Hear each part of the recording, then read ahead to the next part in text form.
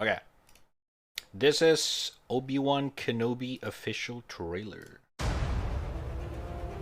Okay.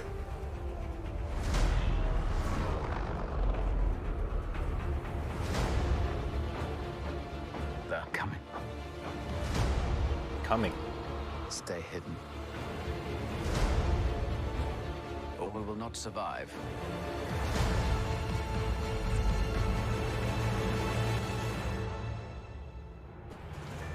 Leave us alone. When the time comes, he must be trained. Like you trained his father? Oh, You still want Kenobi. He's gone.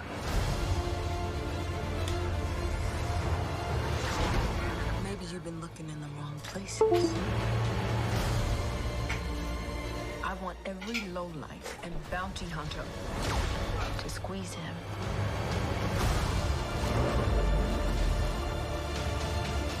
You can't run, Obi-Wan!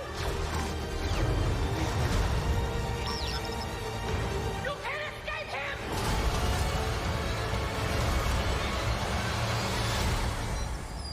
Oh my god.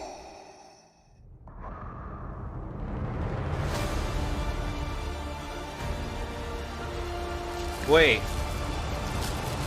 Wait a minute. Wait. They got Hayden Christensen back as Darth Vader. Ooh.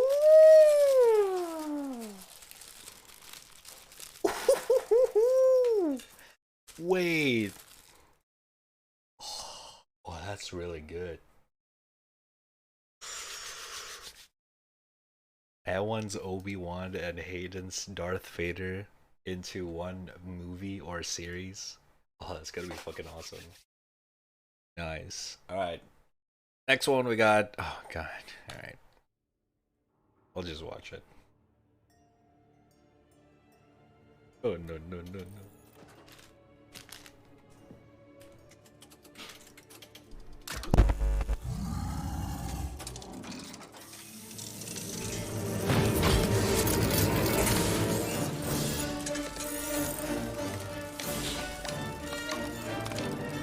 Action figure.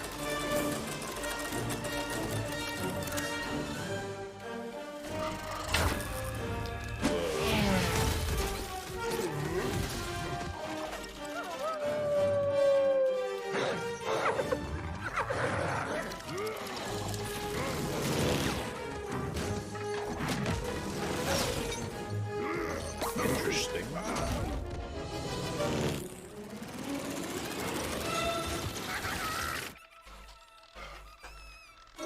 That's cool.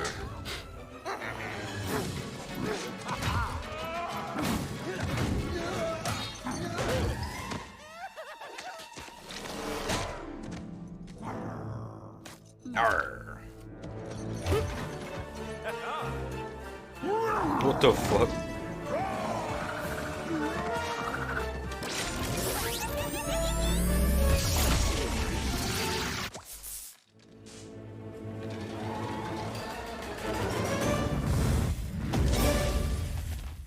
Okay. That's a nice CGI. Pre-register now. Alright. Now let's see the gameplay.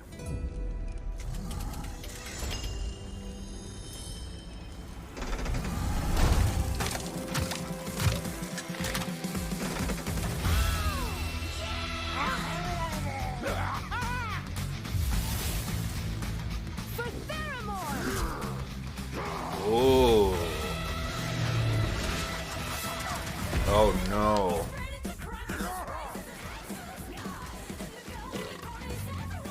Is it like Clash Royale thingy? I think that's what it is. I don't play it, but I think I've seen the gameplay.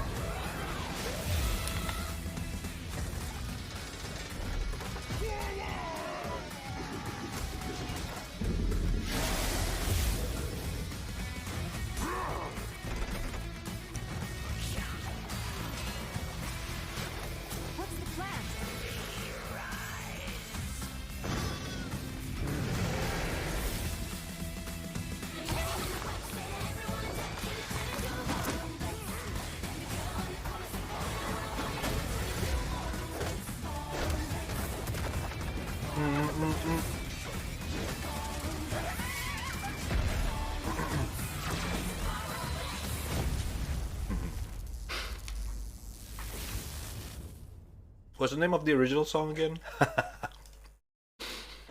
I also noticed that. If I'm being honest, I don't really care. Gameplay, not really my forte. Yeah. Oh. Ballroom Blitz.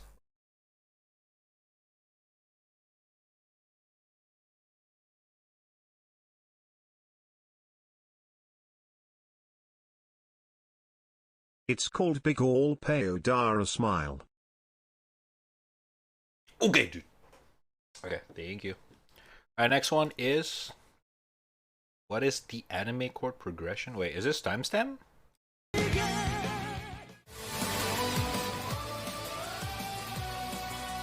What up, Pain? How you doing? So, the great thing about this chord progression is its versatility and modularity. For this reason, there are many Oh, I want to start at the beginning, okay.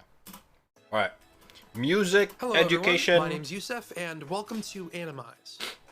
If there's one truism about anime opening and closing songs we can agree on, it's their eclectic nature. True. Obviously, Anison has its trends, but in the grand scheme of things, a very large diversity of genres are represented, True. which is part of the reason why we love them. It's ironic then that among such a diversity, that an enormous amount of OPs and EDs use the exact same chord progression. No, seriously, the exact same chord progression. So today I'm going to talk about how this simple chord progression forms the backbone of a large amount of anime opening and closing songs. I'll also discuss where it comes from and why it's become a staple in Alright. anime music We're and about to Japanese learn composition some in shit. general. I mean, I'm pretty sure everyone kind of already realized it, but there's a reason why a lot of people like to exclusively listen to anime music, because they have the formula of an anime music that, you know, share across anime opening or ending most of the time. It became a formula, that's why, yeah, you know how it is. The progression we'll be looking at today is called a 4-5-6 minor or a flat 6 flat 7 1 minor. And it's everywhere in the anime OP world. You probably noticed I gave the progression two names. That's because the name will change depending on whether you're using the progression in a major or minor key. For simplicity's sake, we'll go with the major scale spelling, but just keep in mind that every song is technically a different situation. So without further ado, let's listen to some examples. この想いを消してしまうにはまだ人生長いでしょう。君だよ君なんだよ教えて Yep.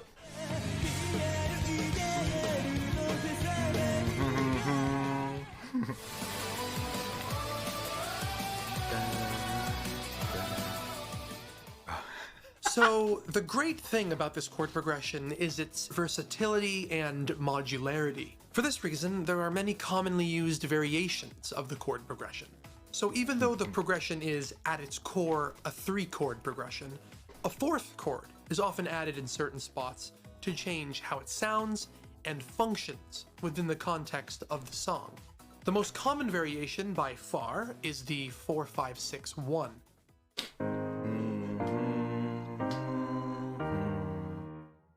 In fact, the 4-5-6-1 is even more common than the 4-5-6.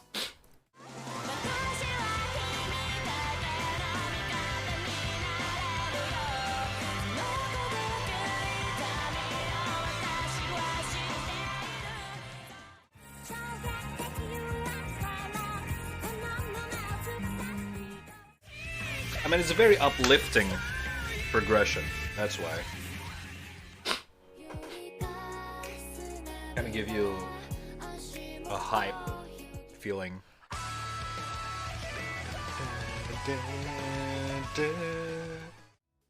As we previously saw, Since the regular 4-5-6 is a 3-chord progression and music is usually grouped in even measures, one of the chords, usually the 6, is held twice as long.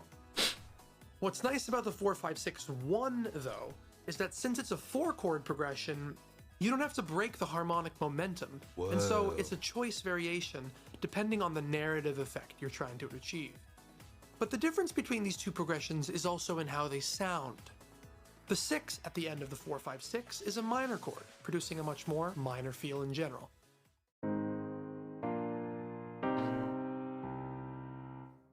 The 4-5-6-1, however, jumps to the relative major chord, and so preserves the general feel of the 4-5-6, but with an uplifting major ending.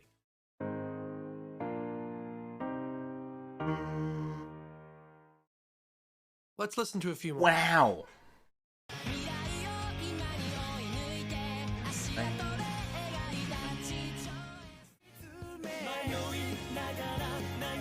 Okay, yeah, I'm in.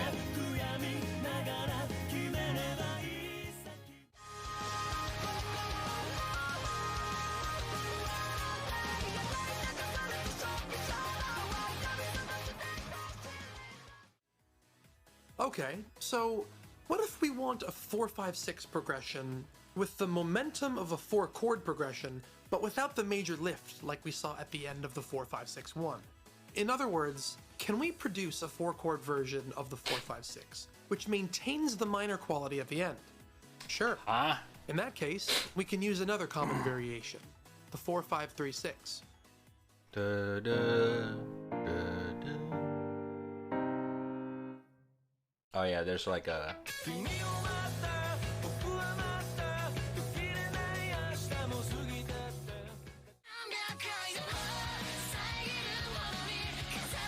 Oh my god.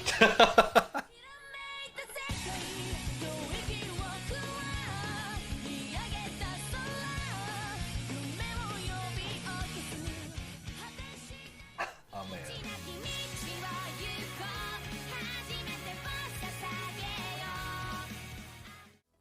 If we switch the order of the last two chords in our 4-5-3-6, we get a 4-5-6-3.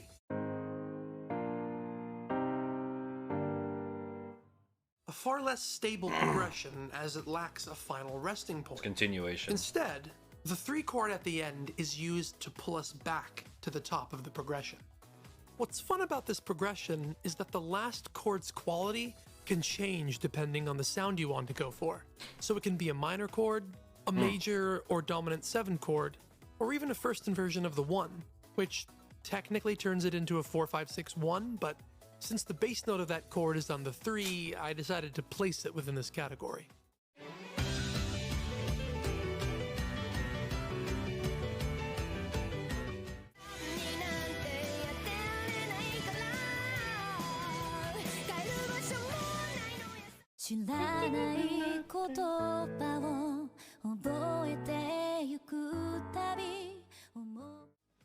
Now, a common technique with these progressions is to take a couple variations and string them together, one after the other. In a way, it allows you to take the listener on a bit of a journey, as the monotony of simple repetition is broken. The following examples are composed only of patterns we've discussed.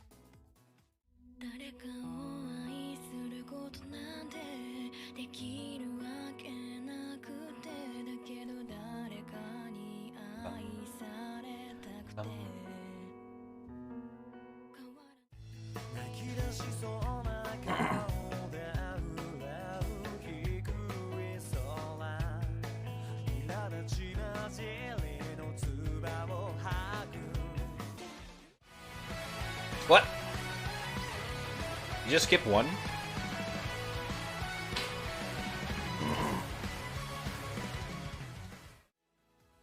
Okay, so by now I think I made my original point that this progression and its variations, they're everywhere. But where does the 4-5-6 come from? And why is it so popular? Is this well, a J-pop? There's a few different ways one could Or answer that J-Rocks? question. As for me, I see the prevalence of the 4-5-6 as a natural evolution of two very popular and indeed important progressions in music history. The 4-5-1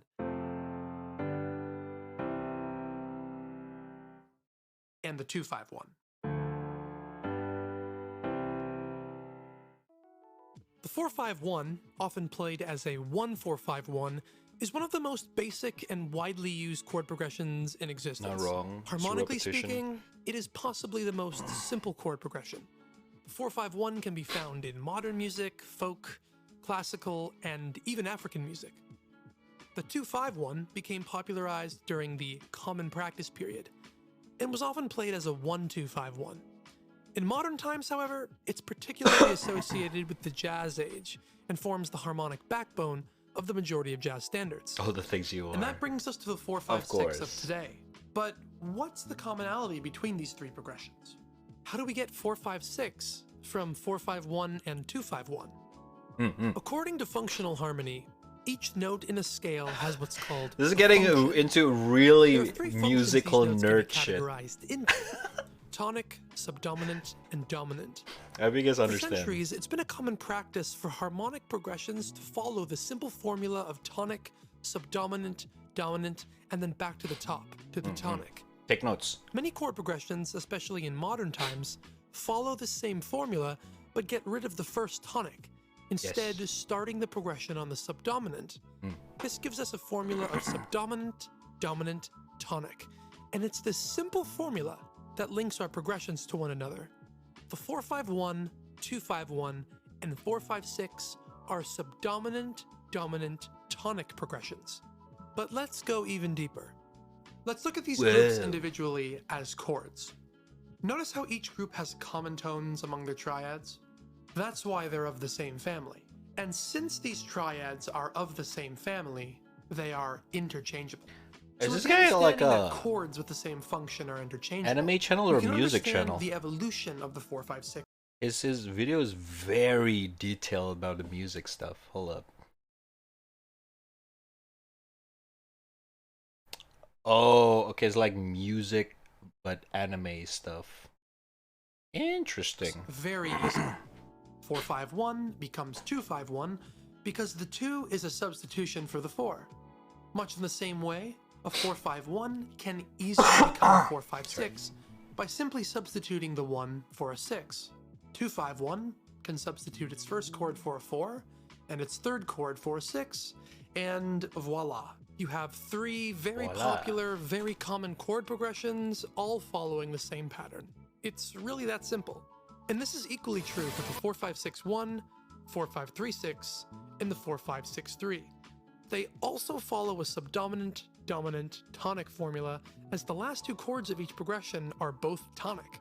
While each of these three chord progressions sound slightly different, they are functionally the same, meaning they all serve the same purpose, but in sonically different ways.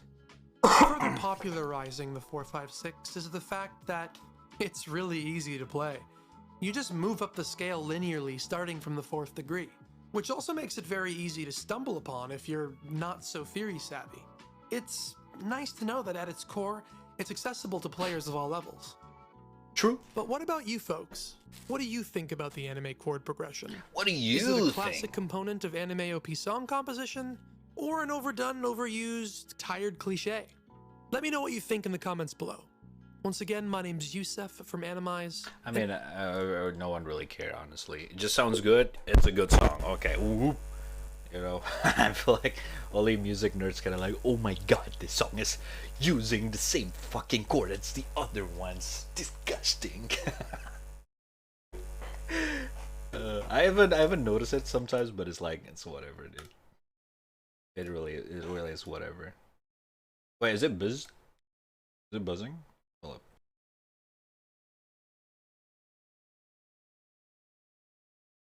Testing, testing. Hello, hello. We're still buzzing.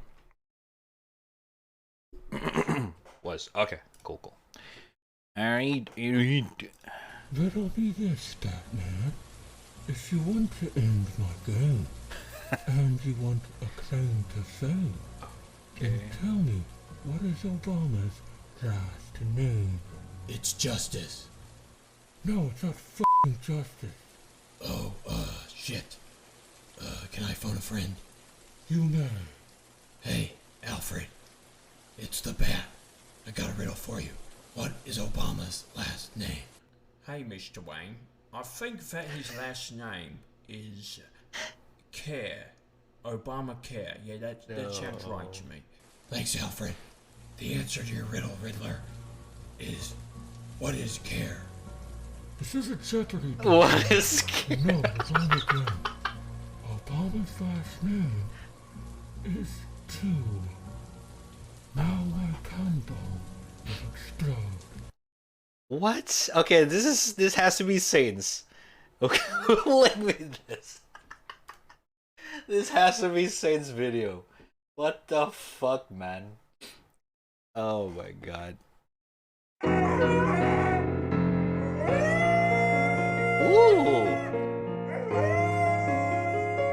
Ooh.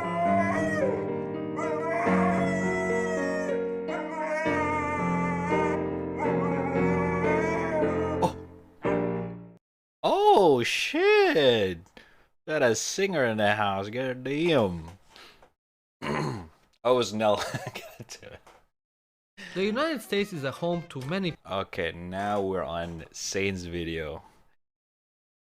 It's called Why Hungary Celebrates the Weirdest Holiday. The United States is a home to many peoples and cultures. With the country being such a mixing pot of diversity, it is a pillar of pride for many Americans as to how diverse their country is. And it is extremely insulting when someone so much as scoffs at one of the hundreds of ethnic groups calling the US their home. Not in Europe though. Here we celebrate kicking out entire ethnic groups out of our villages. Hey.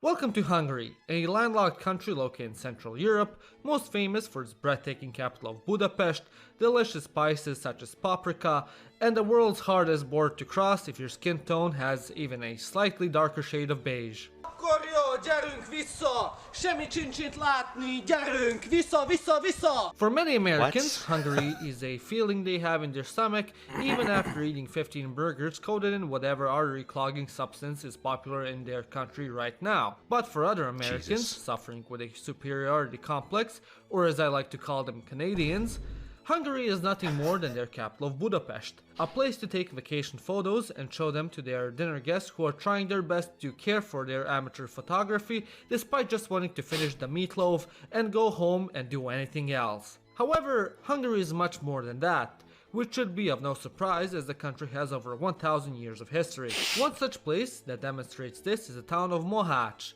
which lies 200 kilometers south of Budapest, in the South Dunántúl region. Lying on the western side of the Danube, Mohács at first glance seems like a run-of-the-mill Central European town. In its center it has a main pedestrian street which is filled with shops and cafes, and heads out to the Danube's riverbank, as well as a broad central square where you can find a town hall which serves its 17,000 citizens. Despite its mediocre facade, Mohács carries a lot of significance in Hungary's history and culture, as in the 16th century the famous Battle of Mohács took place right here, where the Kingdom of Hungary alongside its numerous allies took a final stand against the invading Ottoman army of Suleiman the Magnificent. Within the battle, Hungary and its allies were outnumbered almost in a 2-to-1 ratio, as their army of 40,000 men faced off against the Ottoman army of 100,000, which ultimately ended in Hungarian defeat and the kingdom being divided into 3 parts. With the defeat of Hungary, most of Mohács's inhabitants fled the town and moved to nearby swamplands, as even living without basic necessities is better than living under a Turkish government. Desperate, heartbroken, and with their morale at an all-time low, it seemed like all hope was lost, until one day a Croatian man appeared from seemingly out of nowhere and told the people not to lose hope and prepare for battle, to carve various weapons and scary masks, and wait for a stormy night when a masked knight will come for them. The runaways did just that, and prepared as the mysterious man told them. A couple of days later, the masked knight arrived and ordered them to put on their masks, and follow him through the storm back to Mohács, while making as much noise as a high school special ed class in Detroit. The Turks, seeing a horde of masked, furry creatures approaching them from beyond the fog, started screaming and running away in a panicked state, as they were under the impression that a horde of demons was coming upon them. And thus Mongo the Giga. people of Mohacs won back their town and held it until the Ottomans realized that the only demons out there were themselves and came back in an embarrassing march of shame home. Thus, every year in February, the festival of Bušo-Jaraš, aka Poklade in Serbo-Croatian, is held to commemorate the collective effort of Jesus trolling the Christ. Turks into leaving the town. Some haters will say that it's actually a pagan holiday that is celebrating the chase away of winter, but that doesn't sound nearly as funny, so it's not true. Source? I made it up. Throughout the duration of the festival, the streets of Mohacs will be filled with the Bušo, which could be defined as the main characters of the holiday. The Bušo is a monstrous being Interesting. characterized by the giant wooden mask that usually boasts a devious smile, a white fur coat, and trousers stuffed with straw. The Bušo will always carry with himself either a cowbell, a clapper, or a wooden mace, as their main life purpose is to cause more noise than an underprivileged black high school girl at 7 a.m. in homeroom eating hot chips and laughing maniacally with her best friend. However, no, I it is saw not that uncommon video. to see Bušo with a wooden pitchfork or some other accessories. Oftentimes, the Bušo will travel throughout town in small groups, while riding carts or tractors and trolling onlookers by throwing feathers onto their heads or hitting their butts with sticks. The Bušo aren't What? the only characters present during the festival. They are usually also accompanied by the Sejp Bušo, which means pretty Bušo, who are girls dressed in traditional Croatian Chokci outfits, whose faces are covered with a veil. While in real life one might question the purpose of women, the Sejp Bušo have a very important purpose of guiding the Bušo through town, as their sight is usually handicapped due to their masks. Another supporting character archetype within the festival would be the Yonkele, who is identifiable by looking like a scarecrow, as they wear sacks on their heads and other rags they can find lying around. The Yonkele's main purpose is to clear the road off people so that the Bušo can pass. Usually they will approach bystanders in the way and lightly smack them with a sack of sawdust, ash, or flour because they can. Dressed up like that, the partakers of the festival will walk through town and cause mischief and show off their costumes and accessories, constantly trying to outcompete each other in their ridiculousness. According to the Croatian Chokci interpretation of the tradition, the meaning of the festival is transformation. People partaking in the holiday are said to be experiencing it in a different state of consciousness and are more in tune with their instincts and free of the boundaries of time and space, which makes them almost as spiritual as the 40-year-old Cali mom who just discovered healing crystals and essential oils for the first time. The beginning of the festival starts when the Bušos cross the Danube on Shrove Sunday. Upon doing so, they lay a winter coffin down the river, and later on in the evening light a huge bonfire. At the end of the festival, another coffin is burnt in a bonfire at the main square, as to welcome spring. Within the town of Mohacs, the Bušo are divided into 50 different subgroups, but also help each other out. Prior to the 21st century, the Bušos would go throughout town, going from house to house, receiving gifts that mainly consisted of food and palinko, in exchange for good fortune and chasing away winter. They'd also bring plows with them and plow up the yard of the owner's house they were visiting. Later on, in the 19th and 20th centuries, they would plow up the yards of only the farmers who wouldn't let them do it. Because cute, that's why. Another fun fact regarding the costumes is that most of the masks are handcrafted, and some even believe that to become a true Bušo, you must craft your own mask. The dresses that Sejp Bušo wear are most of the time passed down from generation to generation, and many pieces you can see are hundreds of years old. Tradition demands that the Bušo must not reveal his identity, and his face must remain hidden throughout the duration of the holiday, which in turn leaves the many Bušos switching masks throughout the day to keep their identity a secret. And yeah, that would be the Bušo-Jaraš, Interesting. one of the weirdest, if not the weirdest holiday in Europe. Tell me, does your country have any weird holidays? If so, what are they? Once more, thank you to the members of the channel who helped me create videos. I mean, have you guys heard of Ogo Ogo?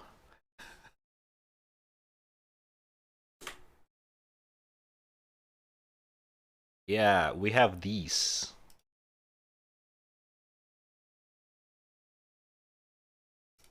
Yeah. Yep. Yeah. One of the most popular one. It's basically the parents of the demons. I don't know. Sure, I don't really get into the good ideas, but yeah. But yes, I mean, yeah. Demons. Whoa. Most of the time, it's just fucking straight up cool though. It's like goddamn. You know what I mean? But yeah, pretty cool. Pretty cool. Indonesia. Well, to be specific, this is Bali.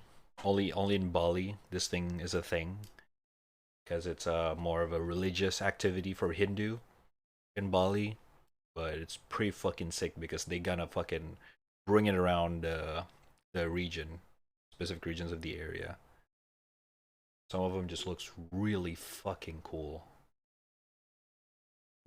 But yeah, man. Good shit, man. Good shit. Indian gets some weird shit too. Yes.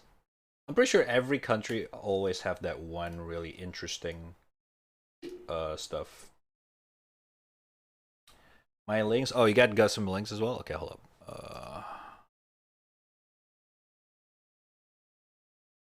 Alright. Last 2 links and then we gaming.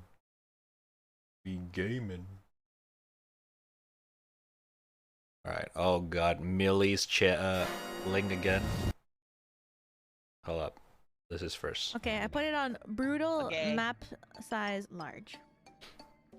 Why? Why not? Wait, but why though?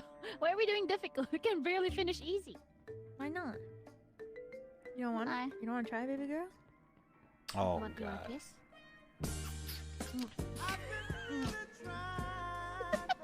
Wow, reminds me of our first time. Yeah, remember that long day? Yeah, after it was a pretty long day, and then line? after the long day, you know, we just... Want a kiss? Want a kiss? And I was like, that was my first kiss.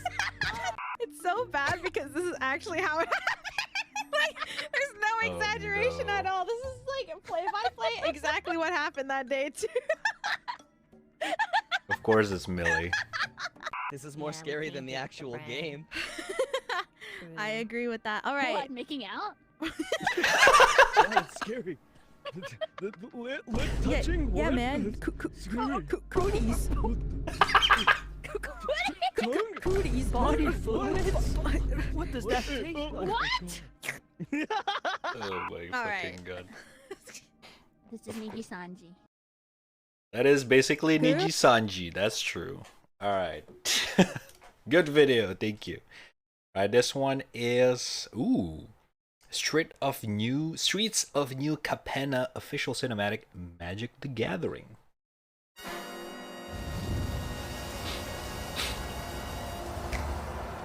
Ooh.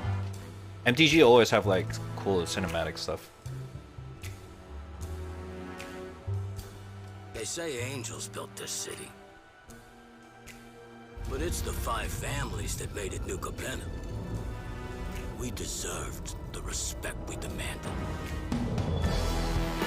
Look, no family's perfect.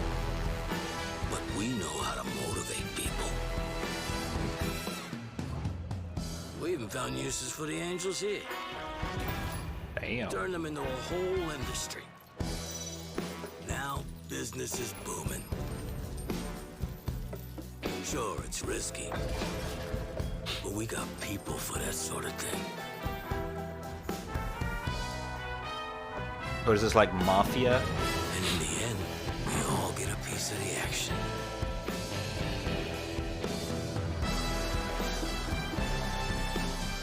Hey, anyone can make it to the top. With a little help from your family. After all, we made this city for us. So choose family or choose consequences. Oh shit. Family means business. Damn. That's some high quality cutscene. Holy shit. Streets of New Capenna. Dude, they have like on par quality with fucking Riot Games, but I don't know if it's an in-house studio it made this cutscenes, or is it like they hire some professional animation studio? Because it looks fucking sick, bruh. All right. Oh my god. What is this? All right, last one. Actually, last one. I have here. Oh, okay. This one's pretty cool. I like this video. I have here a pendulum. I have an object that weighs 15 I'm pretty sure we already kilograms, watched this, and but I can I lift don't it mind. up 1 meter, which I have done now. That means I've done work. MGH is the work I have done, believe me. I've increased the potential energy of this object. 15 times 10 is about 150 joules. If I let it fall, then that will be converted to kinetic energy. If I would let it swing from 1 meter height, and you would be there and it would hit you, you'd be dead. 150 joules is enough to kill you. They use these devices, they're called a wrecker ball. They use them to demolish buildings. You lift up a very heavy object, even heavier than this, and then you let it go, you swing it, thereby converting gravitational potential energy into kinetic energy, and that way you can demolish a building. You just let it hit, Jesus and it Christ. breaks the building. And that's the whole idea of wrecking. So you are using then the conversion of gravitational potential energy to kinetic energy. Imagine yourself Now, in this lecture right I now. am such a strong believer of the conservation of mechanical energy that I am willing to put my life on the line. Yep. If I release that bob from a certain height, then that bob can never come back to a point where the height is any larger. If I release it from this height and it swings, then when it reaches here, it could not be higher. There is a conversion from gravitational potential energy to kinetic energy back to gravitational potential energy, and it will come to a stop here. And when it swings back, it should not be able to reach any higher, provided that I do not give this object an initial speed when I stand here. I trust the conservation of mechanical energy for 100%. I may not trust myself.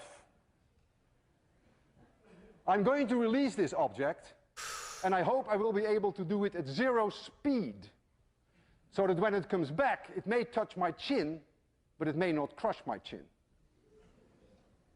I want you to be extremely quiet, because this is no joke. If I don't succeed in giving it 0 speed, then this will be my last lecture. I will close my eyes. I don't want to see this. So please be very quiet. I almost didn't sleep all night. 3, 2, 1, 0. Woo! Oh my god, dude. Physics works, and I'm still alive.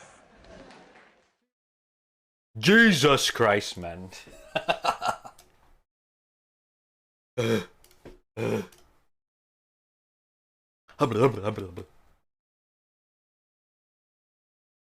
That's some fucking... That's what science do to you, man. Especially with people with really passionate science stuff. Like that professor, probably. Oh, Una. Okay. Wait, one more. Alright, last video. Final. Are we gaming? Oh my god! Okay. Oh god. Alright. Everybody stay calm. Wait, it's not showing. Nice one, Dad. Wait, what? Dad? Wait, was it not working? What did you say? Hold up. I think I broke Google Chrome. Oh my god! Okay, it's happening. Alright, never mind. Everybody stay calm. Everybody...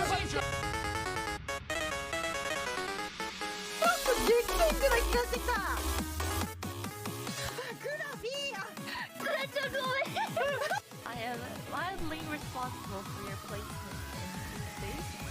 What? Because they chose. Oh, it's randomized?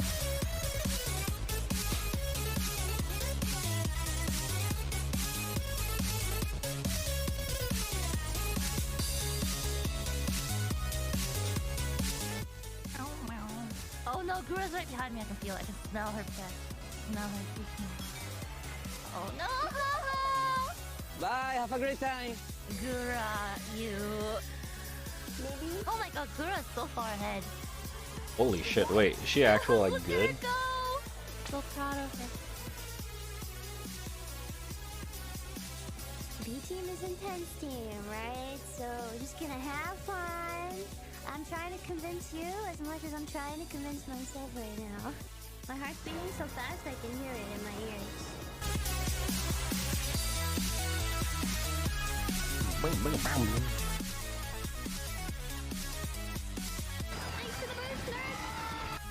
Okay.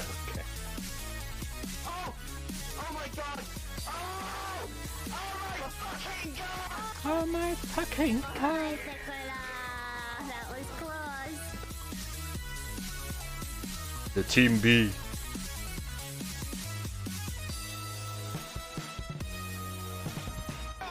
Alongside Fernando Alonso, down the back straight, half a car length in it. Just on the brakes, on the inside, Daniel Ricciardo goes ahead of the Alpines. Is that MotoGP?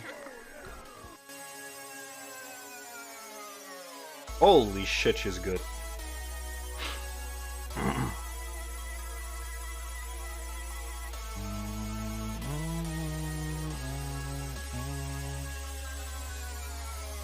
But to be fair, yeah, Mario Kart is very RNG. Like, sure, you can, like, there's a certain skill set, but, like, the fucking item is so annoying, dude.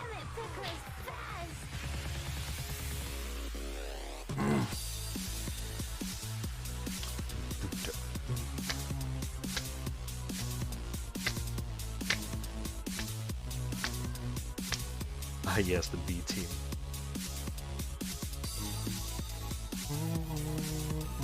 Anybody's race, me or Peko Peko.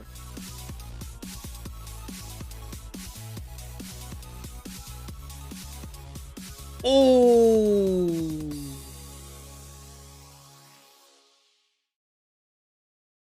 That red shell. Third place. Do you see this? You guys! Do you see it? Cody! Tana! Holy cow! Oh, goo!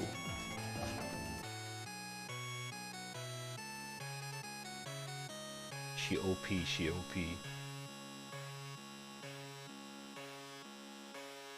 Oh, Caillou's #1. What the fuck? I did not expect that. What the shit? I know Suisse is fucking she's a fucking ultimate gamer, holy shit. She, well, maybe other games, not Mario Kart. I don't know if anyone's good at Mario Kart. Oh, Caillou. Right. Oh my god, there's another video! Okay, how long is this? What is this though? Chef reviews? The world's most expensive toaster? Okay, I want to see. Hello and welcome back to Sorted Food. This is the Mitsubishi TO. Mitsubishi? Okay, we need to see it real quick. Maybe not the full video. Let me just check it out. T1T toaster said to be the most expensive in the world. Right, here's the thing. It cooks one slice of toast at a time and it costs over £300. So why wouldn't we get a professional chef here to review it? I can't wait. Neither of us have played with this, so here goes. This appliance is designed for use in Japan only and cannot be used in any other country. Let's get started. Oh, it is entirely I just realised what the TOSTI, Not an STI. ST1. ST1. ST1. So a little spatula. As an unboxing experience, it doesn't exactly feel premium, does it? It doesn't kind of reflect the price you pay for it, but then... I don't know, I've never unwrapped a car before, and that's what I thought they made. I know. Okay. Ooh. Ooh, that's a fancy looking toaster. It doesn't look like a toaster. It doesn't look like, it looks like those fucking waffle maker thingy. What do you call it? Like a toaster. Whoa! Leaves you enough space for a single slice of bread at a time, engineered to within an inch of its life. We've got a converter, so we're only giving it 110 volts, and unlike our hot dogger, we're not doubling it up. For full transparency, this is actually the second toaster. First one we opened, and we didn't use transformer, and we blew it up. It's got a lot of buttons. Guessing you've got like from defrost or steam or length or colour. I don't really know. Less We're gonna play a game after this. Or After scanning. This is the last one. The Google Translate app. Let's do it. It's a lot to translate. Okay, let me skip to the actual toaster. So our plan here is to test this toaster to an inch of its life. We've got lots of ingredients, lots of things to make. But we're going to start with, well, let's just make toast, so shall we? We have managed to get some Japanese bread, so a milk loaf. This comes as Milk a loaf is a 4-slice Japanese bread? loaf, which is the thickest one, number 4. I want like a light brown finish, fluffy in the middle. Let's pop it in there. I don't see a heating plate on the top side, but I do see 4 little holes, so I'm guessing is, do you just steam toast? It literally seals it in. Can you steam toast? That Can was you so toast big, bread with a steam? Soft bread, a 4-slice. Medium. Medium. Yeah. Start. It's ticking. We have no idea how long it's going to take, do we? So I think in the UK, I always associate Mitsubishi with cars. So when they brought out a toaster that is this expensive, it didn't quite add up to me. I think it's literally about perfecting one thing. Yeah. It's doing something. A little bit of a steam vent. Are we happy that's done? I mean, that was very quick. Trust the machine. I mean, I can't be amazed yet because it's just toast a piece of bread. I mean, it's That a was probably, toast. what, 90 seconds? 2 minutes? It felt quick. A toaster doesn't exactly take a long time. I think this is all about keeping the moisture in the bread whilst toasting the outside. We're working with bread that I'm less familiar with, but it feels outrageously... Why is the mic on the right guy so fucking scuffed? That is, on its own, without butter and condiments, everything I like about milk bread. Yeah. A slight crisp on the outside, light and fluffy in the middle, with a lovely sweetness throughout as well. So, they say they've managed to design a toaster in a way that totally traps and seals the moisture inside to make perfect toast. How is it going crispy and not soggy in there? God, this is bothering you. What happens inside the magic box is magic. No, we've got to work it out. Then let's try some more stuff. Okay, so straight away, a loaf I'm more comfortable with, but there's no setting for British one. man said No. colour. This is one slice. If you could cut that to... Not through the... Oh my word, who does that? I've not heard about microplastics in our ocean. Don't put microplastics in our bread. Oh, it's fine. Do that. And now you can't wrap the bread back up afterwards to keep it. That's what clean film's for. Yeah, more turtles. If you can get 6 slices out of that bread, then it's perfect for this machine. 6 even slices without It's the better when crust. they're audio well and still Excellent. poppy. Let's Poopy. like I see. darker. Oh, okay. The person who is in charge of the technical development for the company's home appliance division has said, I quote, "We wanted to focus on the single slice and treat it with respect." And I do feel like that captures so much of what we learned when we were in Japan, and that was do one thing and do it really well. I didn't expect it to be like one thing, like one slice of one thing. How long do you reckon that's going to be? Listen. A long while yet. There's a long while between ticks, so it's a long while till it's 5 done. minutes. The toaster serves a very different role in my... Why is this so long, this one? One slice would be torture for me. It's beginning to speed up. Heat coming in. Let's have a look. Oh, toasty. Ooh. Golden. Oh, that I might looks take one a bit nice. further at home, but That is toasted. I'm guessing because there's less sugar in this loaf, it's browning a lot less. Bread is Compared toast, to milk rough bread for outside, sure. but actually Like very rough in your soft. What would you bloody think? Huh?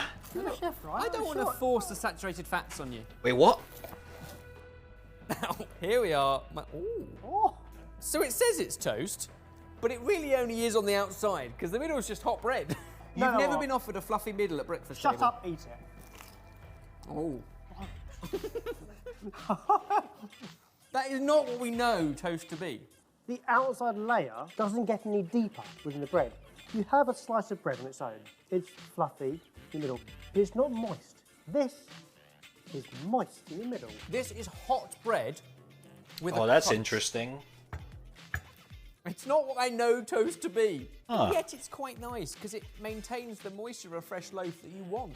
It's almost like Now I'm kind of interested. How does it taste? Does you get a crunch on the fucking surface? But really, really thin layer of crusty toast. Surrounding warm bread. Wow. Huh.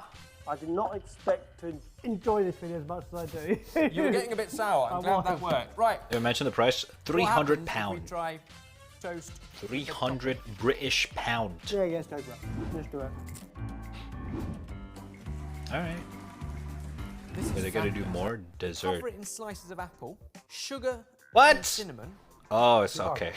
He is actually I never ate a bread with a fucking I'm slices, this excited. apple slices. Whack that on. And we go for the topping setting. Ooh.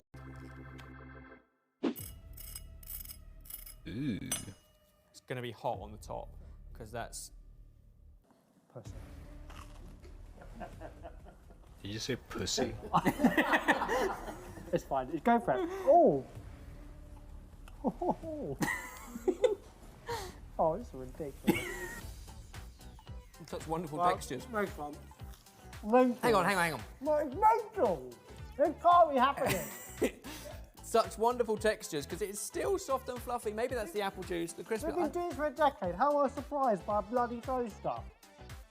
Imagine the electric cost on using it every day. Let's play again. Probably. So while we're on the theme of making dessert, we'll crack on. Ooh. We're making a French toast. Which is breakfast.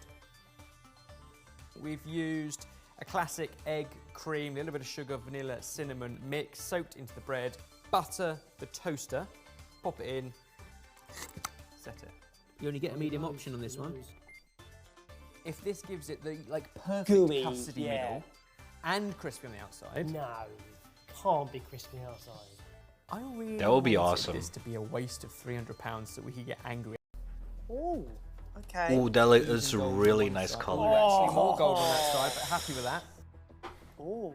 It could have soaked for another hour or so because I forget just how thick this Japanese bread is. You can see how thin and crispy the outside layer is. The rest remains soft and fluffy, we hope. Cheers.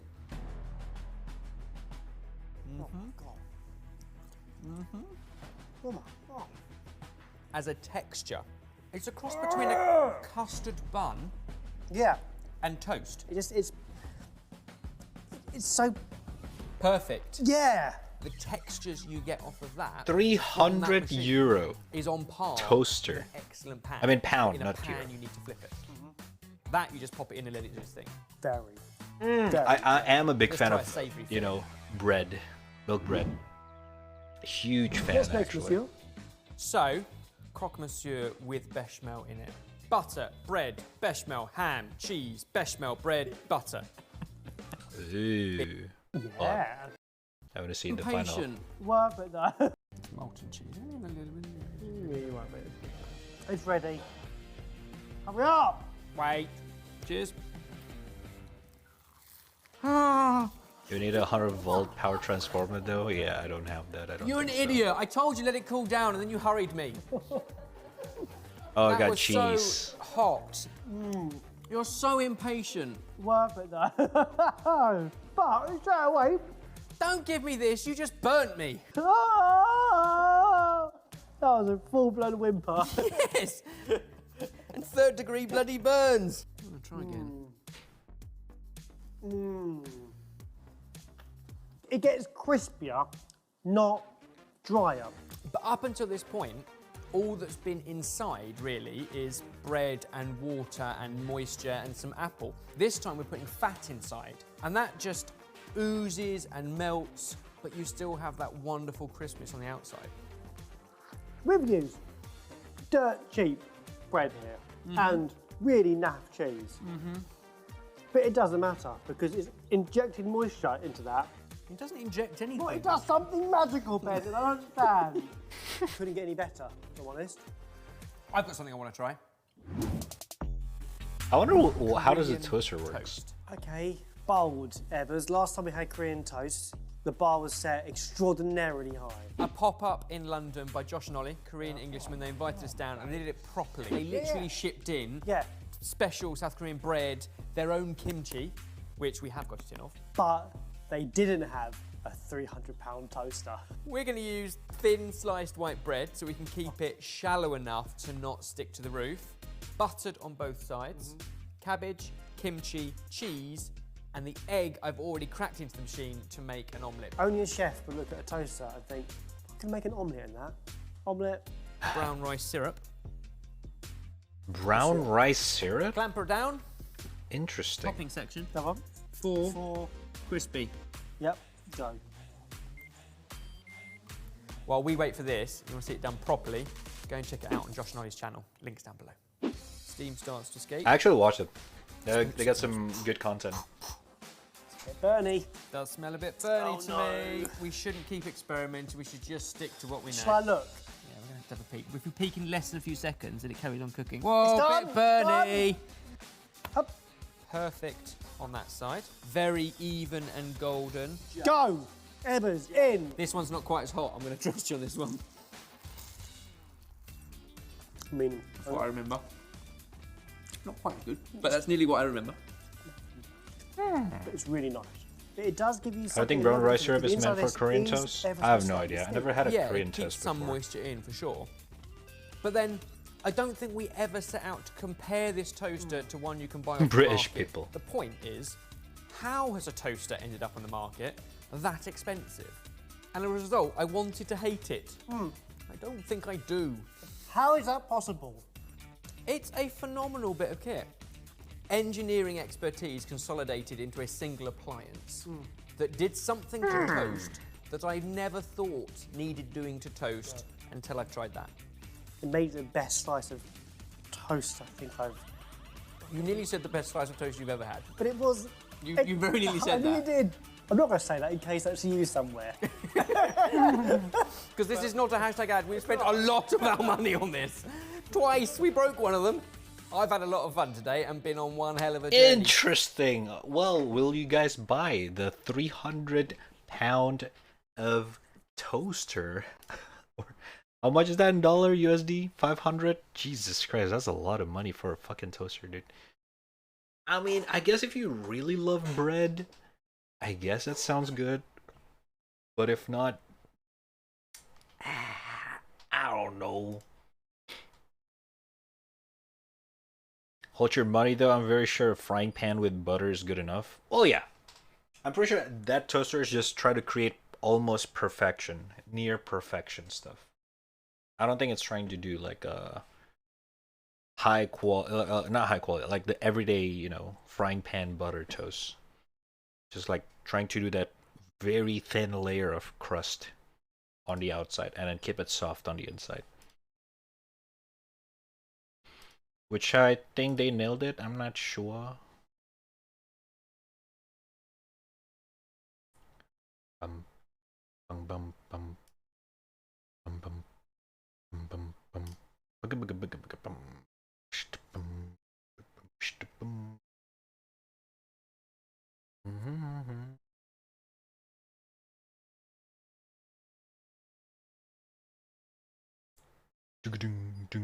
Alright. It is time. It is time, people. It is time, people. Blah, blah, blah. For some gaming.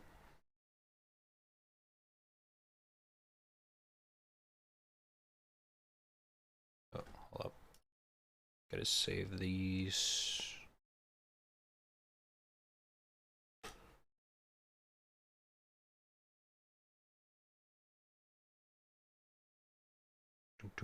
By the way, you guys can check out the drawing in this in HD on Twitter. In exclamation socials in the chat, or you can click in the panel down below to check it out.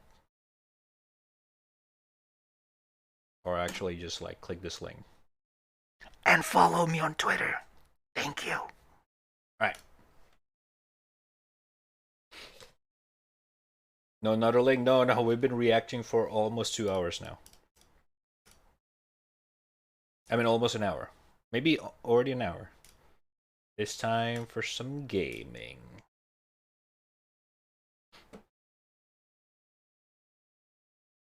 All right. Now, I prepared some new stuff for today. Some of them are demos, some of them are straight up games that I have that we haven't tried before, but I'm pretty sure most of them are new. Yeah. We got 1, 2, 3, 4, 5. 5 new games and 2 backup games. Instead, you know, some of them are super short.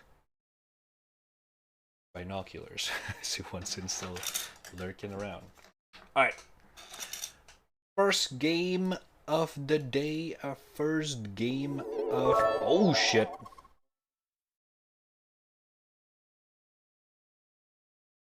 I approve of the docking. It really captures the essence of life. Damn. They even have the pause and everything. Thank you, Obama. And thank you, Onsin, for the 500 bits. Jesus. Thank you so much. Appreciate it. Much love, man. Very cool, Obama. Thank you. Alright. Let's get into the first one. She's the suggestion from Saints Flow. Very cool, Obama. Very cool indeed. You guys can check out, once again, click the link in the chat, or you can just follow me on twitter.com/retrap. Check it out, check it out. Oh, I forgot Leo's on the right side yesterday. Ice fit the helvete javla. Alright, I died. Game hasn't even started yet, I already died. Thanks, Obama. Is it not capturing?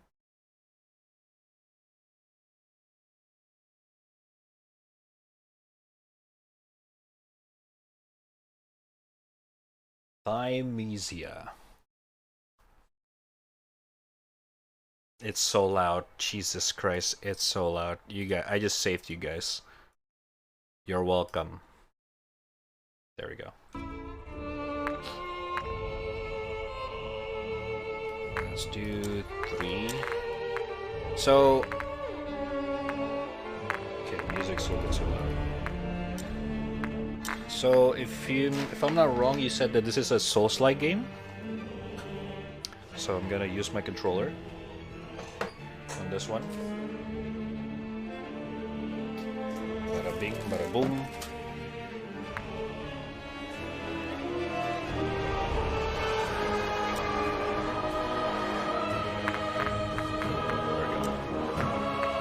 The audio is so fucking loud. Okay, so sensitive. Jesus Christ.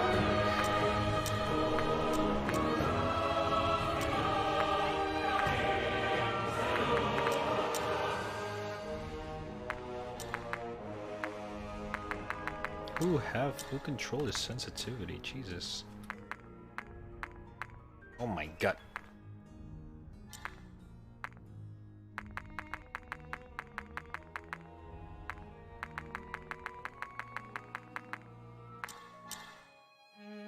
Alright.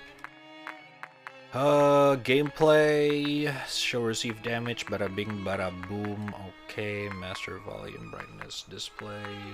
I think borderless is fine. Ultra? I don't think I can run on the Ultra. Motion blur, fuck off. Alright. Alright, let's just start into it. Thymesia. I don't think I can run this game in Ultra, but check it out. Could turn it down to like high or something. It's like a mix of Neo and Sekiro with the style of Bloodborne. Ooh. Okay. We'll see, we'll see. We'll see if that is true or not. Boing, boing, boing, boing, boing. Boing, boing, boing, boing, boing, boing, boing. Oh, press any key. Oh my god. In the beginning, people thought it was just another infectious disease. Oh, of course, it's the plague. It wasn't until the livestock began dying and those who had been infected began shrieking out in pain and they realized the deadly plague has befallen them. The various kingdom tried to fend off the sickness and ghastly creature, but their efforts were futile and despair engulfed the entire continent. Hermes' kingdom, found at the top of the colossal tree, quickly rose to power due to their use of miraculous alchemical blah blah. Okay, text too fast, devs. As the plague ravaged the lands, they relied on the alchemy to light the blessed flame. But there is light. There will always be shadow where there is light. Okay. Ooh. Basic control, A sprint, B interact object. Okay. A to sprint, that's so weird. Alright, I can barely run this game. Hold up. First, let's put it on full screen. Okay, and then let's turn it. Okay, it's either low or. Okay, what? High, medium, low, ultra. That's. Okay. Devs.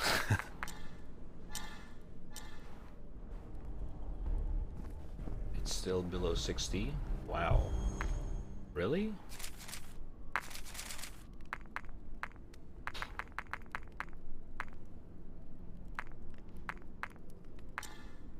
I don't think this applies to anything. Okay, I see FSR there. Can I not use it? AMD's... Oh shit, can I use it? What if I just turn down the resolution scale? Okay, you know what? This is doable. Am I gonna fall asleep tonight again? Haha, well... I guess it's fine. Go to sleep. Oh shit. Saber attack. RB perform saber attack. A to dodge enemy attack. Saber attack will leave wounds on them. Wounds are temporary and will heal after a short period of time. More damage is inflicted. When the enemy's health and wound are both zero, they will become dazed. Approach the dazed enemy and execute them. Alright.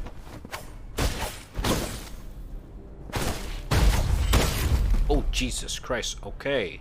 That's very brutal. I like it. What is this? Administrative order. All orders are forbidden going out. Essentially, supplies will be distributed by the knights. Any sightings of plague-like symptoms or mutation might be immediately reported to knights to be dealt with. Blah, blah, blah. Okay, whatever. Yo, I'm gonna make a submission for a Poke Sub Alert contest. Hell yeah. Do it up, dude. Do it up. Do it up, man. Okay.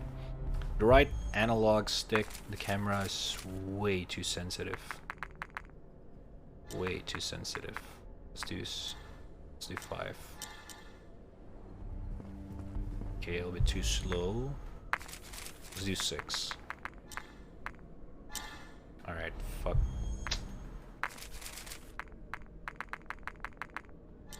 Let's do 7.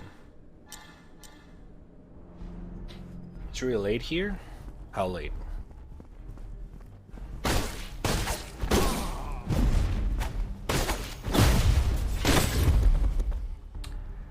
The screen shake is over the top. I'm gonna be honest. Deflect? Oh, okay, there's parry. Just before the enemy's attack. Deflecting enemy. Oh, this is what you mean by Sekiro. Ah, okay.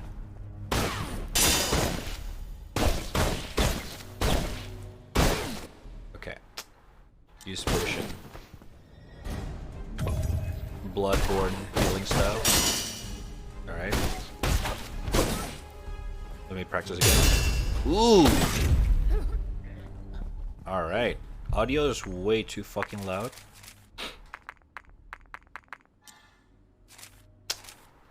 The UI needs some updating. The UI is very confusing. I'm sorry, devs. 11 p.m. Oh, it's like 1. Wait, yeah, same hours. It's 10:40 here. Don't worry, I just have a degen sleep time. Shit. Okay.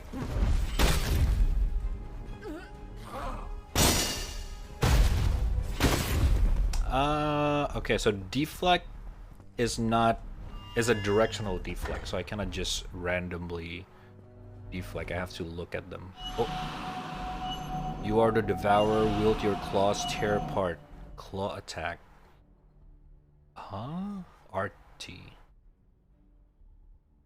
Prevent them from healing. Can I backstab?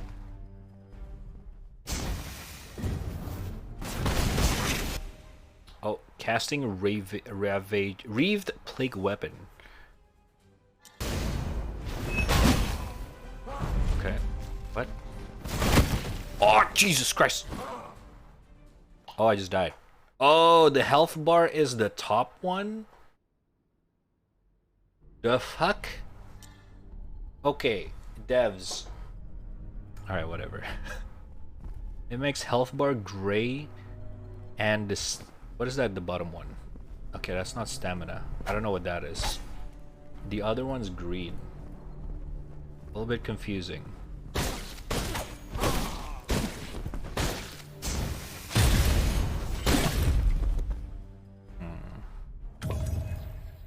But okay, fair enough.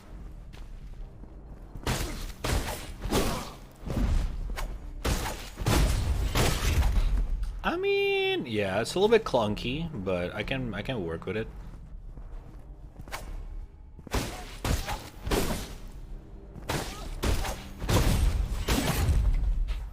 It's very basic as well.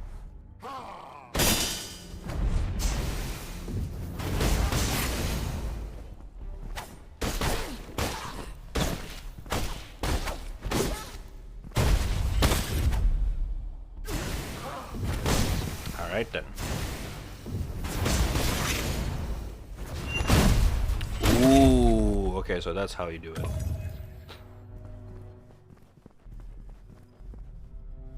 Oh, that's my memory shards.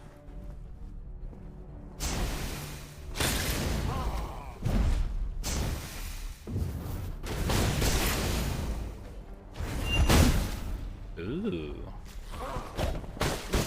Okay.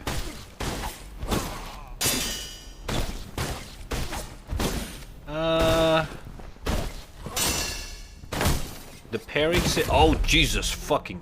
Alright. The pairing system is very confusing. Oh, okay. Sometimes I'm not sure if I deflected them or not. But fair enough.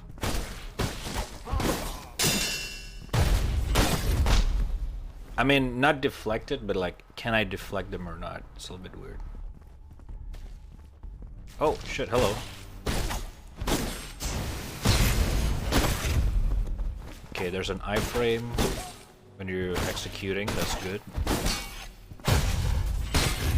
Always. Anonymous Soldier's Diary 1. The King Daggers of Grey Armor, their last hope, last survivor, blah blah, okay.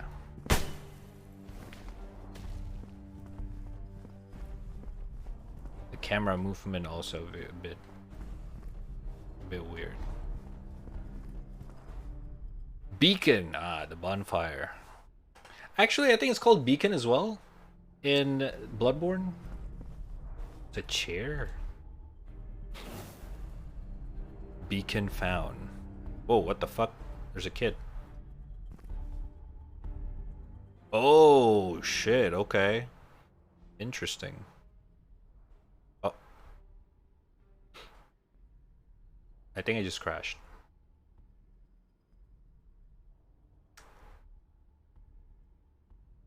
Oh, wait, what?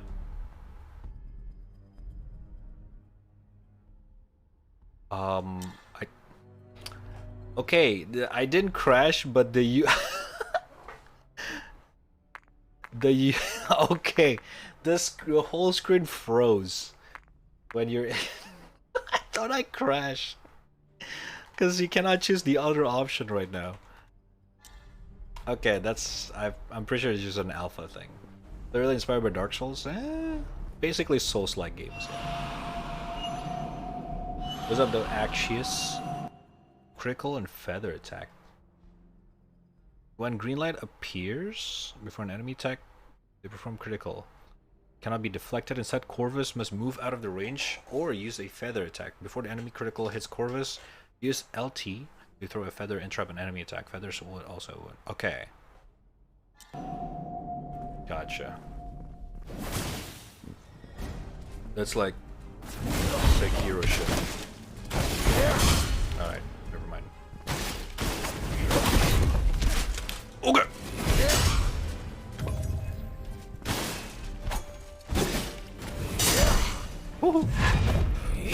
Okay.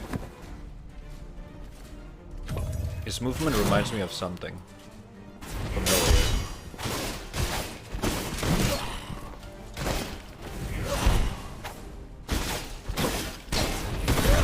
Shit. There we go. We're learning. Oh, okay, I cannot interrupt them. On that one? Oh, okay, I can't interrupt them on that one though.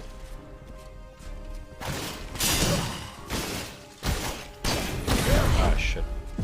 It's a wind. Bitch. Okay.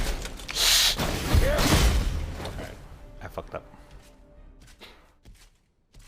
Okay, so you don't want to fuck the. You don't want to. I feel like I don't deal enough damage on this guy for some reason.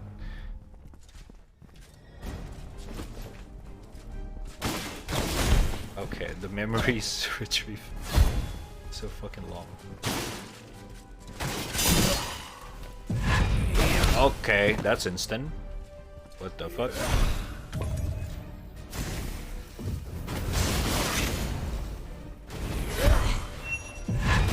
Bitch.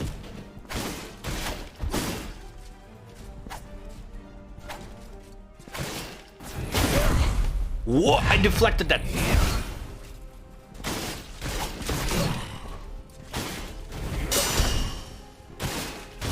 Alright, back off. Alright, I've made a mistake. Okay, what?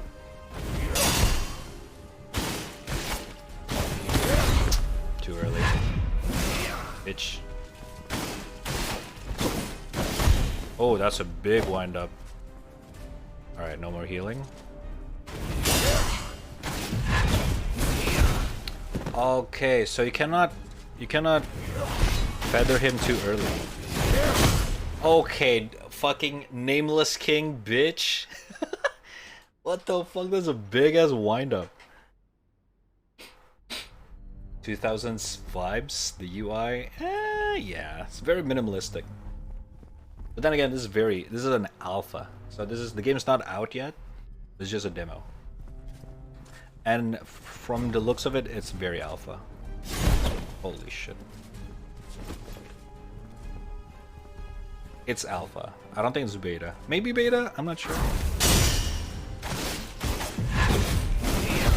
Okay, I feathered him there, but he didn't get punished. I don't know why. Is it because I was too close?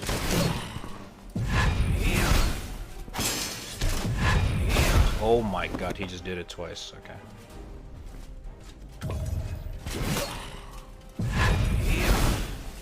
Okay.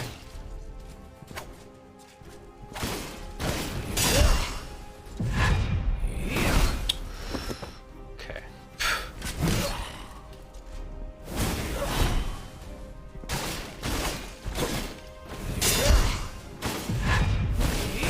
Okay, I feathered him. What? Oh my god, okay. I feathered him and he didn't get interrupted. When the green bar is showing, does that mean that you can execute or just another layer of HP? It's another layer. So the way this game works is that the enemy can bleed out, but if you don't attack him consecutively like Bloodborne, they will heal up eventually. So that green, as you can see here, he will eventually heal. There you go, if you don't keep damaging him. Oh, okay, I see. Shit. Okay, bro. Oh no, I wasted.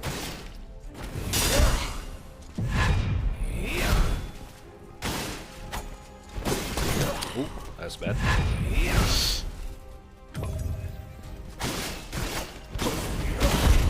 Too late.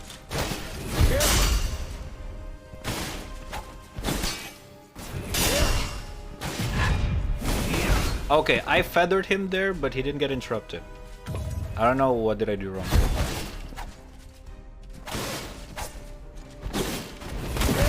Shit, okay, that's on me.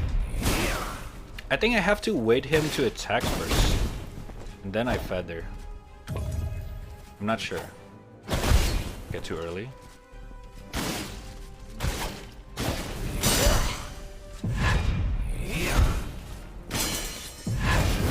Okay, that's a new move. Fair enough.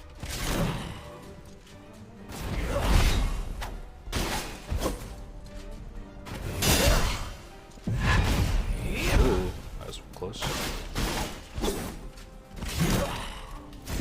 Oh god, I threw. I got greedy.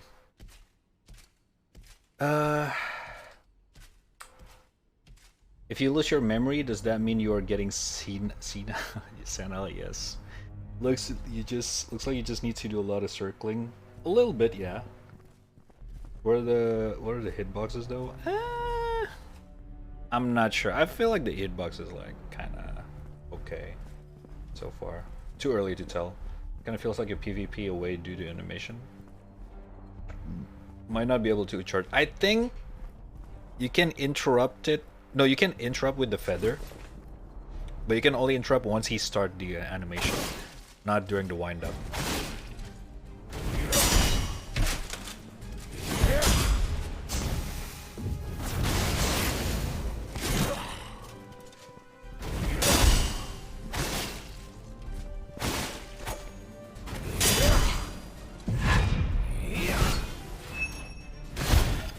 There we go.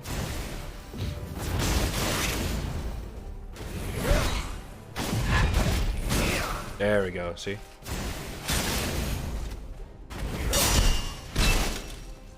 There we go, that's what I'm talking about.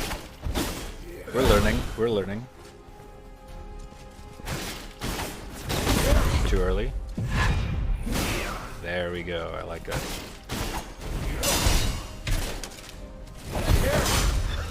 Fuck! Almost through! Holy shit!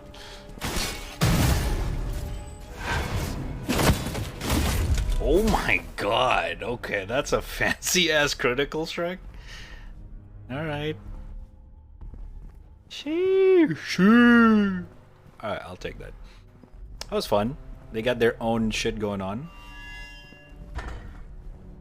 Clearly inspired by a lot of a combination of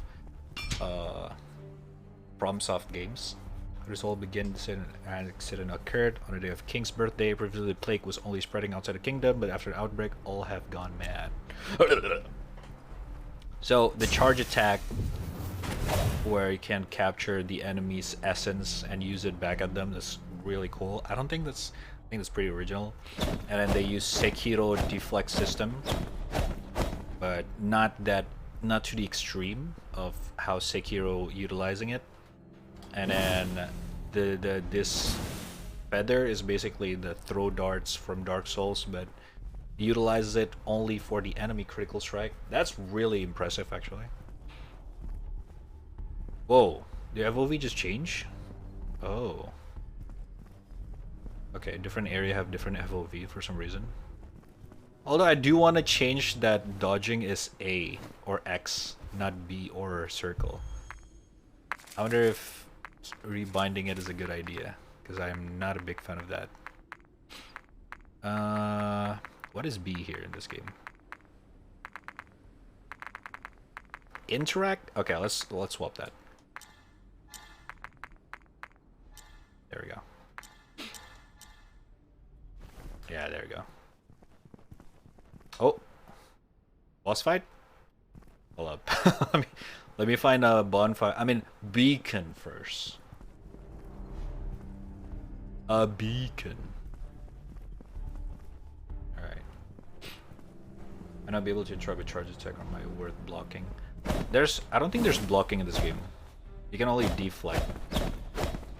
But charge attack or critical attack by the enemy, you can only dodge or use the feather. Okay, I fucked up. Alright, that did. Okay, alright. Okay, fair enough. Okay. This game is surprisingly good if you can get it past the budget presentation. I think so. I do feel like it's a little bit clunky in terms of like trying to deal a combo or moving around. It is very, yeah. And the deflect system, it's like, because you know in Sekiro, it's the frames, the amount of frames for you to deflect is very minimum. Compared to this is like trying to parry, but instead of parrying you're deflecting. Oh, the UI is not following the keybind changes. That's not good. Alright. Okay. Alright, everyone's just wind up. Okay, everyone is a nameless king in this game. Alright, bro. Oh my god, Jesus fucking Christ. No backstab? What? Okay.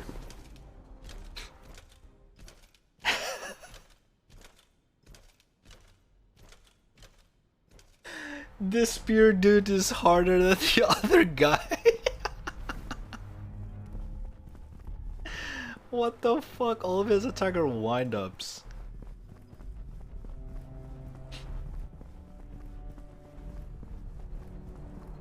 Keep dying, we'll forget how to speedrun. I don't think that's how it works, once in.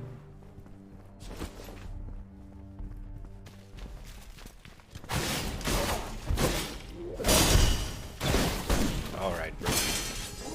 Okay, man. What the fuck? Okay, I don't think this is a... I think this is like a mini boss or some shit. This dude's fucking rough. Did he just deflected me? Oh my. Alright. Okay. Wow. The guy's kicking my ass. Oh god.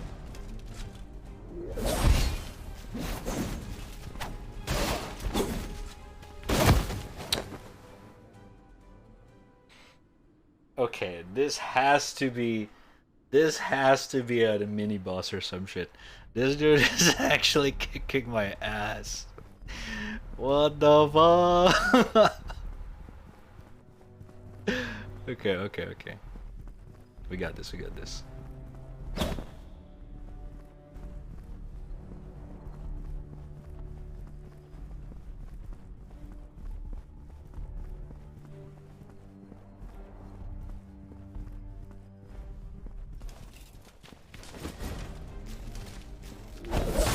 Oh my god.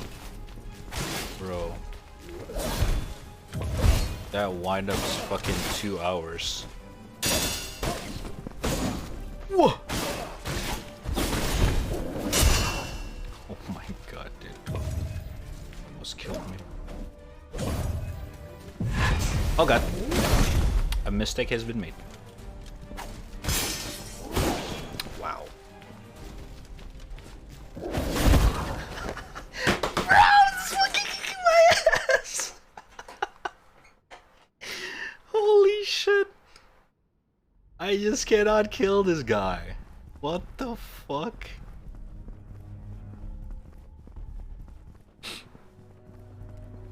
Are those like normal mobs? I have no idea.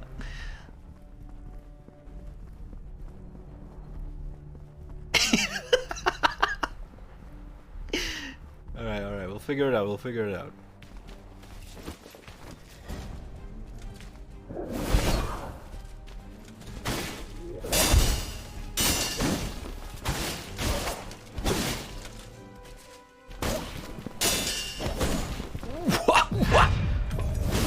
Bitch.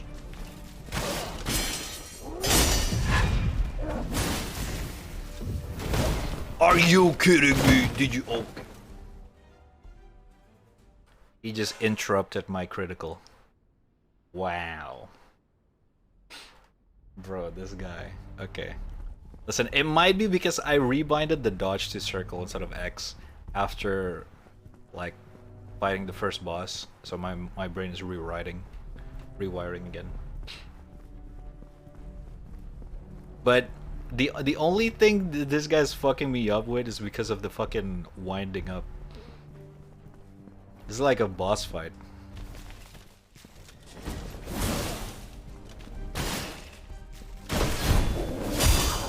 Jesus Christ.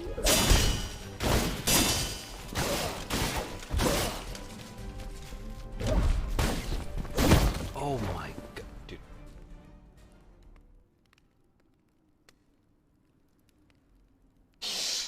I don't get it. I don't get it. What the fuck? I cannot do. I have to defeat him. Alright, we'll get there.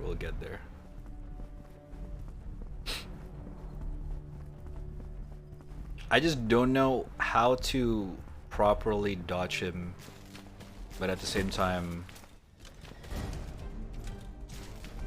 1, 2. Oh my god, okay.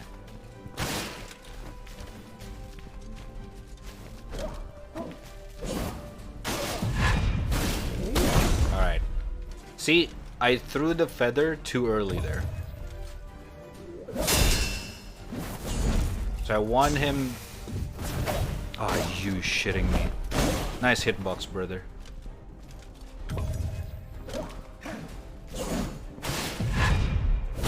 There we go. There we go. We got it.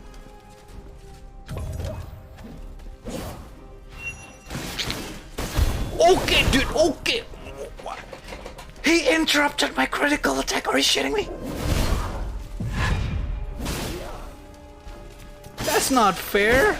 Oh my god.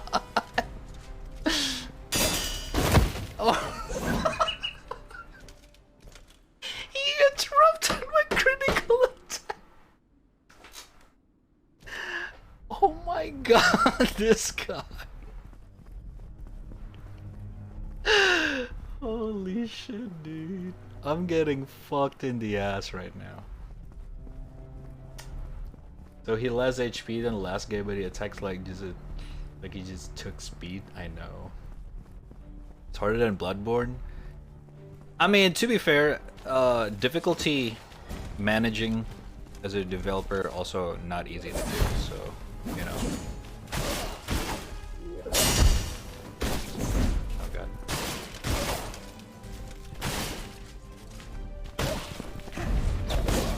Holy shit.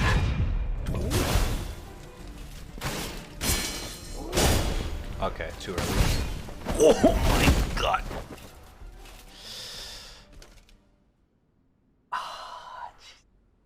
It's about as hard as Sekiro. But this is not a boss fight. I don't think he is. I'm not sure, I could be wrong, but he looks like some fucking everyday guy. But he's kicking my ass like he's the fucking owl from Sekiro. Like, holy shit. I wish there's another weapons though, because I'm not really a big fan of this weapon right now. At least not the big fan of the combo.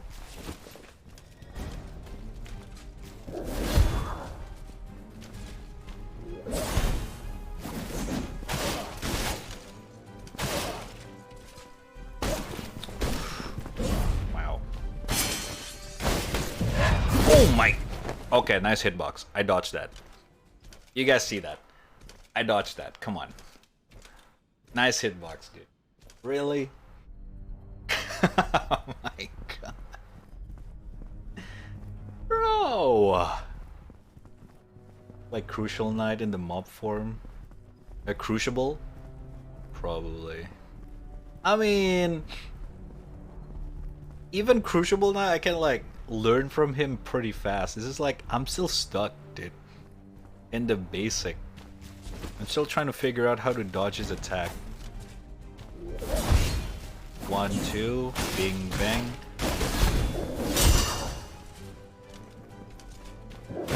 Oh my god. 1, 2. Okay. Alright. You cannot deflect that. That spear attack, you have to dodge right side. Or sideways. Instead of try to deflect that. I think the hitbox is way too small. Is the demo these enemies are only here to prepare you for the worst? I don't know. I got a feeling this demo is basically just the first part of the game.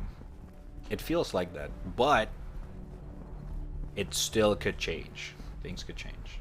Depends on the inputs, obviously, right? When it spins a spear, it's like full ace and his attack speed. I know.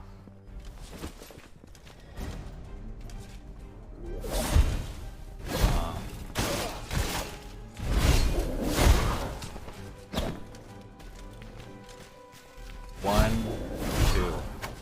Alright. Too early. Fair enough. Okay, dude, nice hitbox.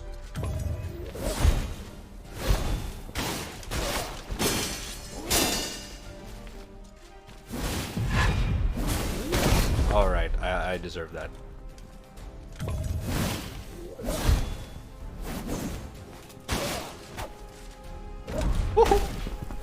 Oh my god. No. Wait, I'm still alive. Okay. Oh my god.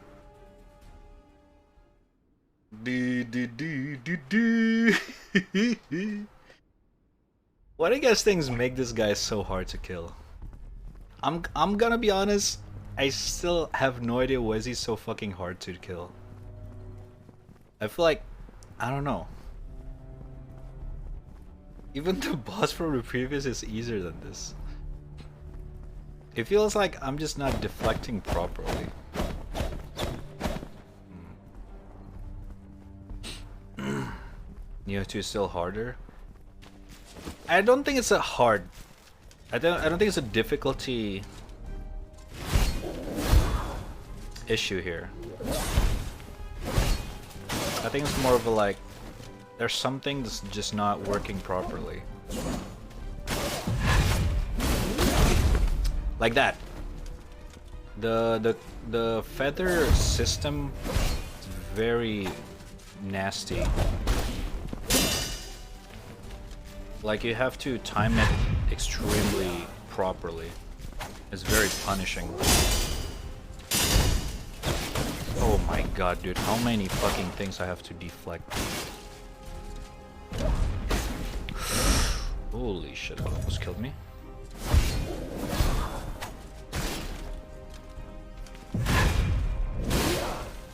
I got lucky there.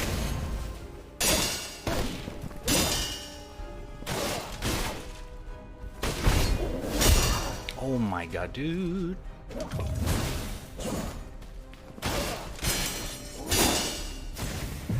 No! I fucked up. I got greedy. Holy shit. Okay. I have to be very, very mindful with the deflect and the feather. It's really punishing. Like, it's almost unfair, but I kind of get it. I think they're trying to make it really difficult. But it's almost like, eh. It's like, it's almost to the point where it's like, this is too punishing that it's not, you know.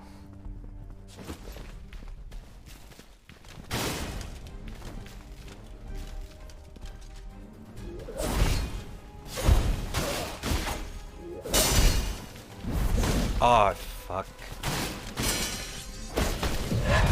Like that. Okay, that one's fair. I like that one. But the other attack is just nah.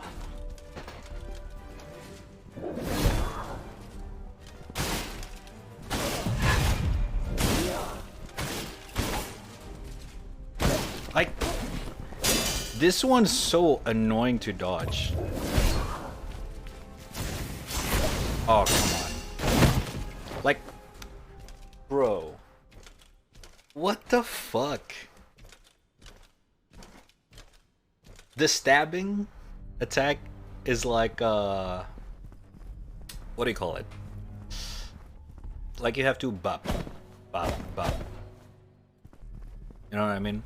The only difference I feel like here with the deflect system of this game and Sekiro is that the Sekiro's deflect system is almost instant, while in this game it's almost like Dark Souls parry or Elden Ring's parry, where when I press it, it's not instantly deflect, but it's half a millisecond later, then it started deflecting.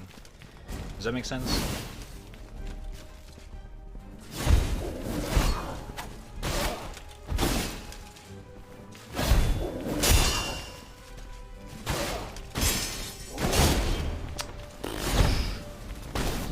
Oh my god, okay.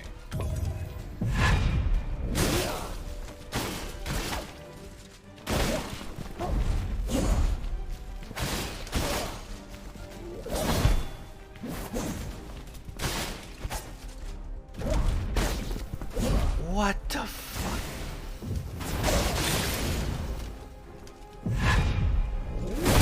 Okay, Alright, I was a little bit too late. Okay, we really need to do the claw attack to punish him back. Oh my god, this game is really pushing me to the limit. You cannot really fight this like a Sekiro because his movement is also very janky. I guess the developer wants you to play it like Sekiro. I'm not too sure. I'm not too sure what they're trying to convince me to do here.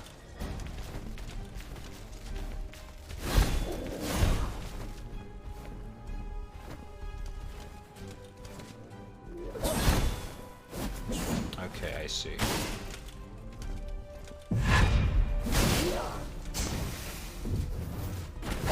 Alright, really? That doesn't hit? Okay, bro.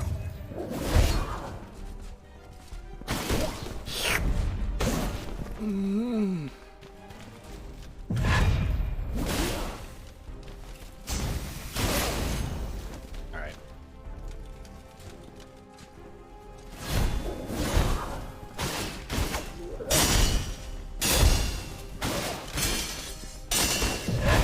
Oh my god!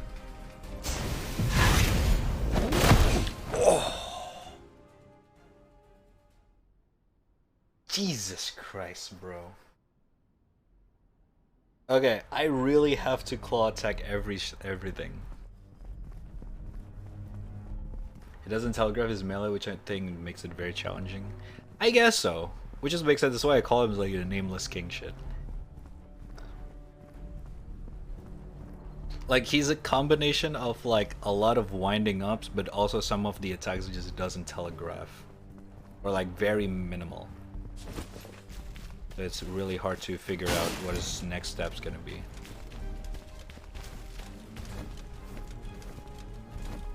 And the cooldown for backside roll and the sidestep roll is very different.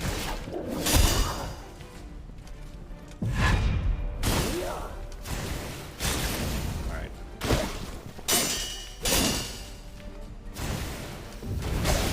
Alright, got it.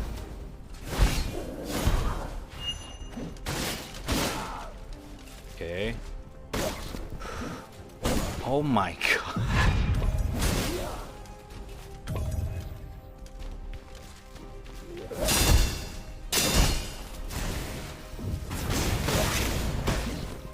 Okay, bro.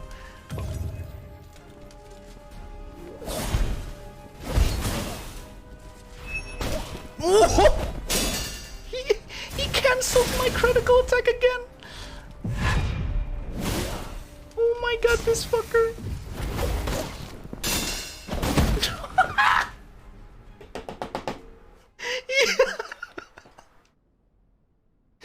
Bro, what the fuck? Oh my god. We're going to the actual boss today. We will. Look at his shoulder, you can tell what he's doing to hit you, but when he just spams or launches, the spears just ain't there. Yeah, it's like a constant guessing game, but instead of guessing it from what is he gonna do, it's more of a randomize. You just don't know what he's gonna do next, which is annoying. Like, you know the combo, but you don't know which one's gonna be until he do the first attack. Does that make sense?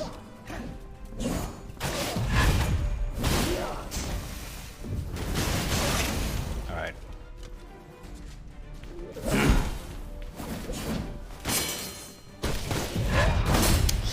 Okay, that's very rare combo that he does. That caught me off guard.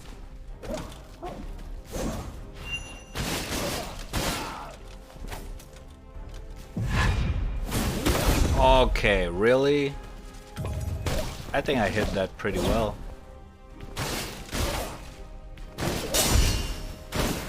Oh my god, that's really punishing.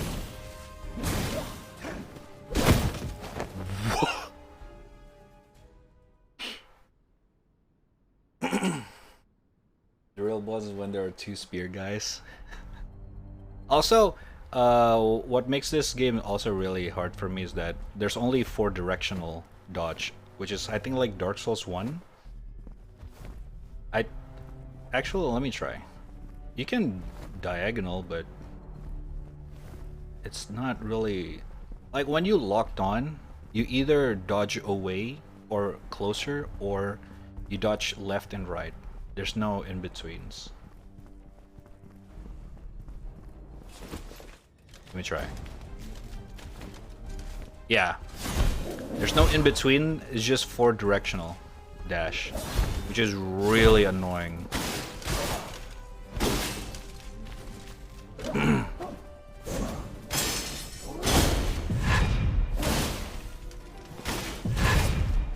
Alright, hello? Trying to mash the button with me, huh?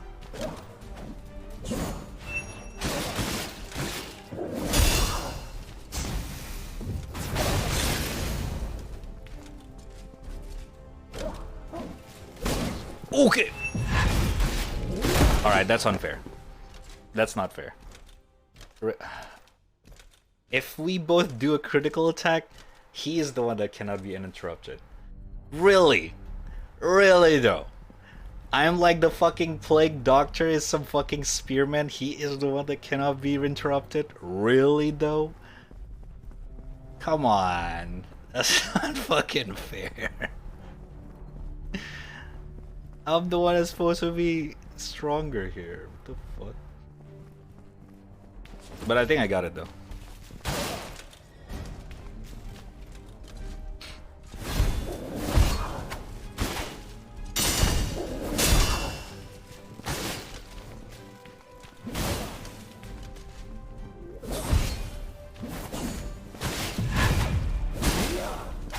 Oh, I should have fucking clawed there. I fuck. Ooh! Okay, that's really good. Okay, that's dumb.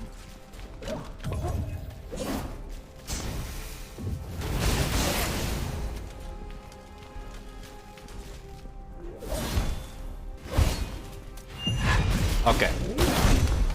That's not fun. That's not fun. Come on. That's not fun, dude.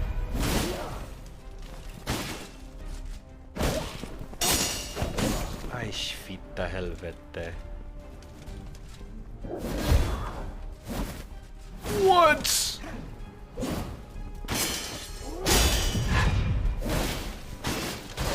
Did I just what? Oh shit! I'm out of feather. Oh no. Yeah, he can do critical attack anytime he wants. So if I accidentally activate my critical attack, he can accidentally also do that, and just fucks me up. What the fuck, man? Okay, it's definitely needs some balancing issues with this guy, specifically. The previous ones I have no problem with. Only this guy. Let's for the sake of okay, you know what? No. I'm gonna defeat this guy right here, right now.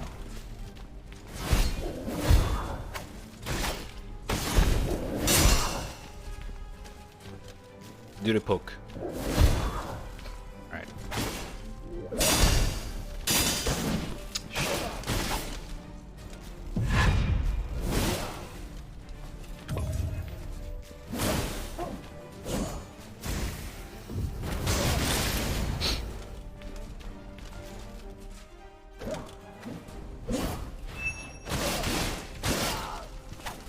Okay.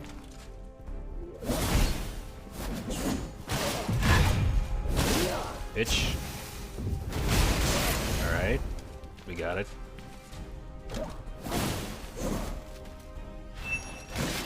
No, that's unfair. That's not fair. Come on. What the fuck, this game? Bro, that's not fair at all. That's not fair at all. What the fuck, man? Oh my god.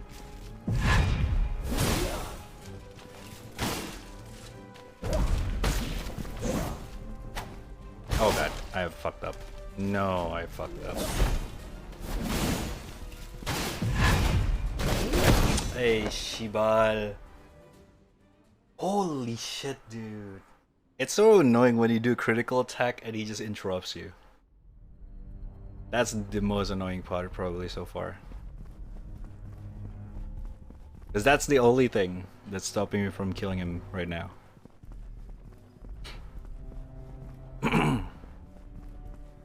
I feel like there should be in iframes when you're doing a critical attack. Because that's a thing in Dark Souls and Elden Ring, right?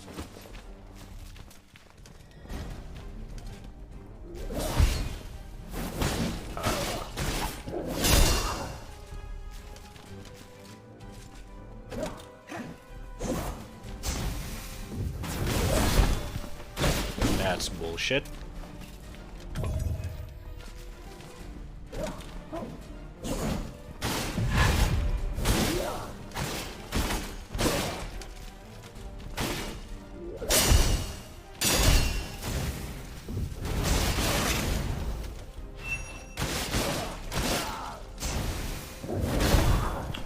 Okay, I deserve that.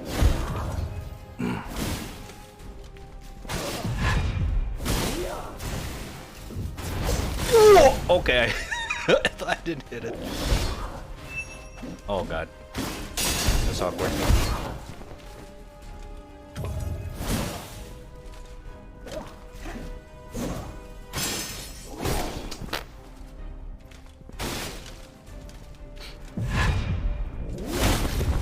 It's too late.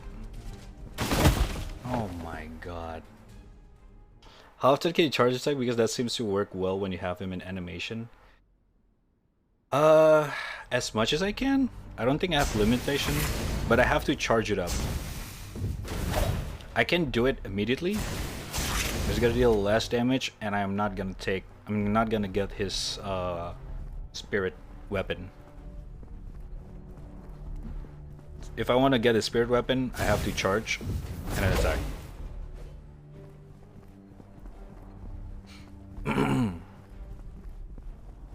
Alright, hold up 1 second.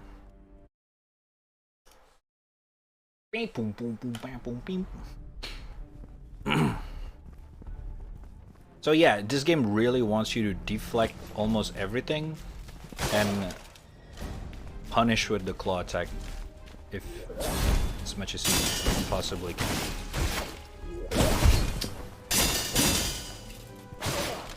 Alright.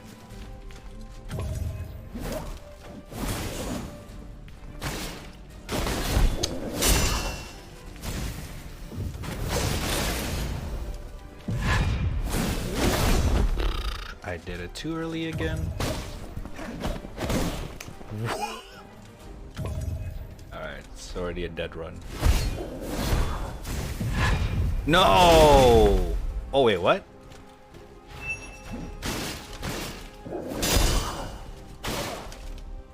What was that?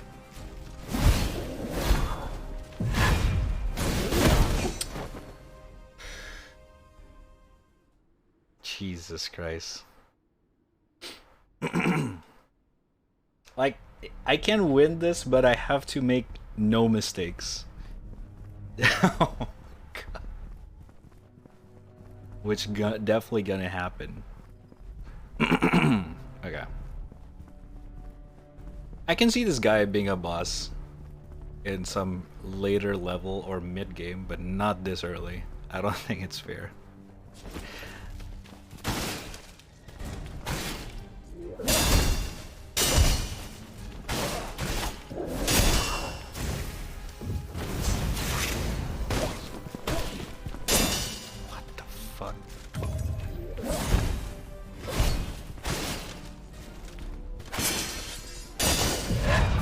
Oh my god, dude, I keep forgetting he'd do that.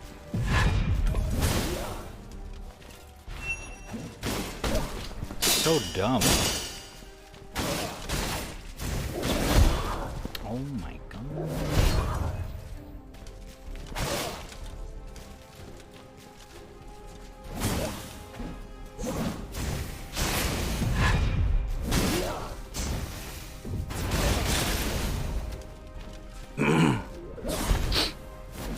Okay.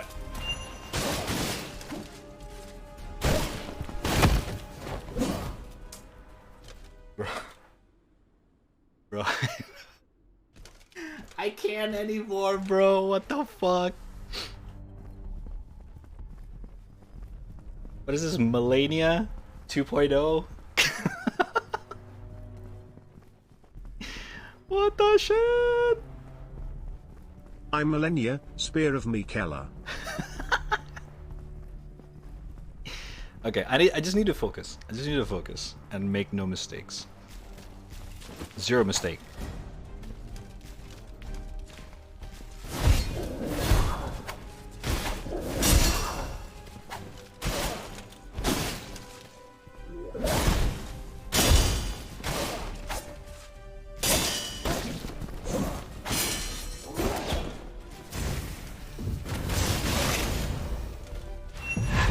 Okay, that's dumb.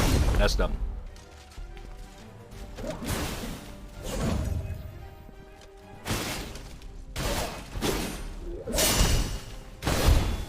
Really?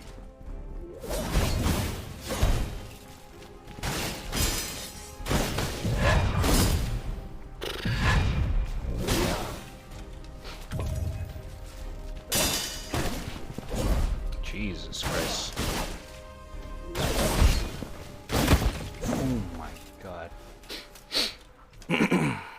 So I think there's another thing that I notice in this game is that there's a slow motion, like very subtle slow motion going on when you deflect.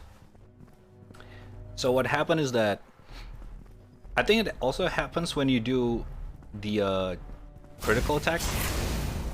And what happens is that messes up with your timing. So I noticed it very, very noticeable on this poking attack, the stabbing attack, because I try to dodge it compared to the telegram based on when I just don't look, when I just look at it. Let me see. Do it. Do it, pussy. Okay, that's not it.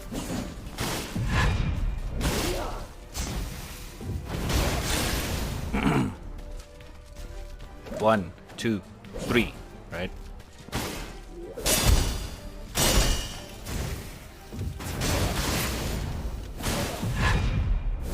Okay, I thought I can take it twice.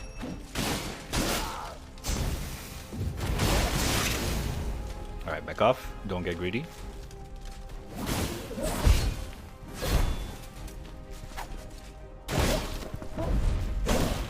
That's so fucking annoying.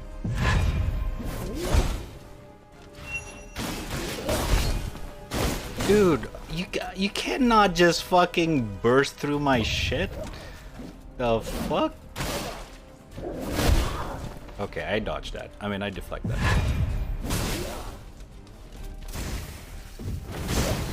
Bro, what?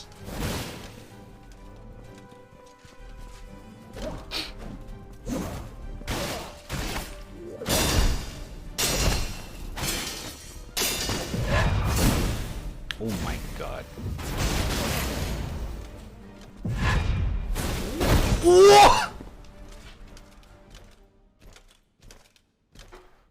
All right. That's not fair. Come on. Oh my god. What?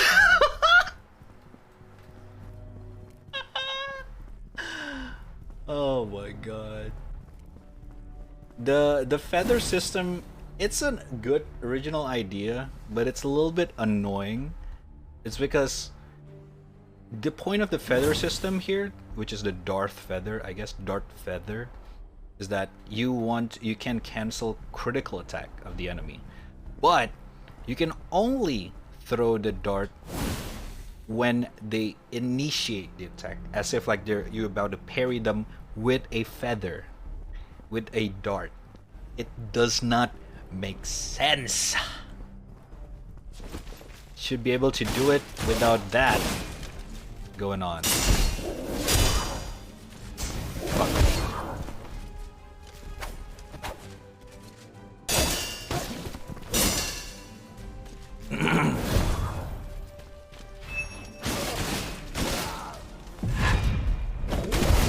I misclicked. That's something.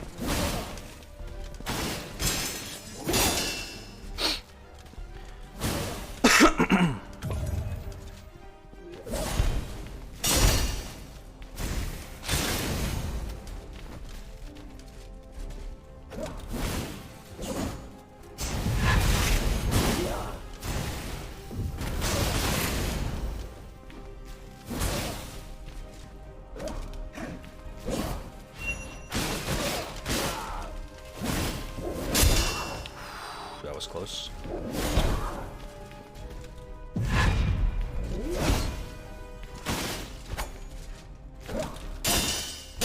Oh my god. No, I fucked up.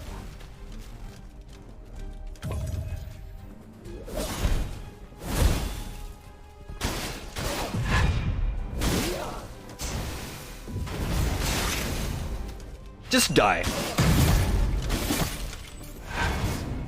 Oh my god. Ah, Shiba.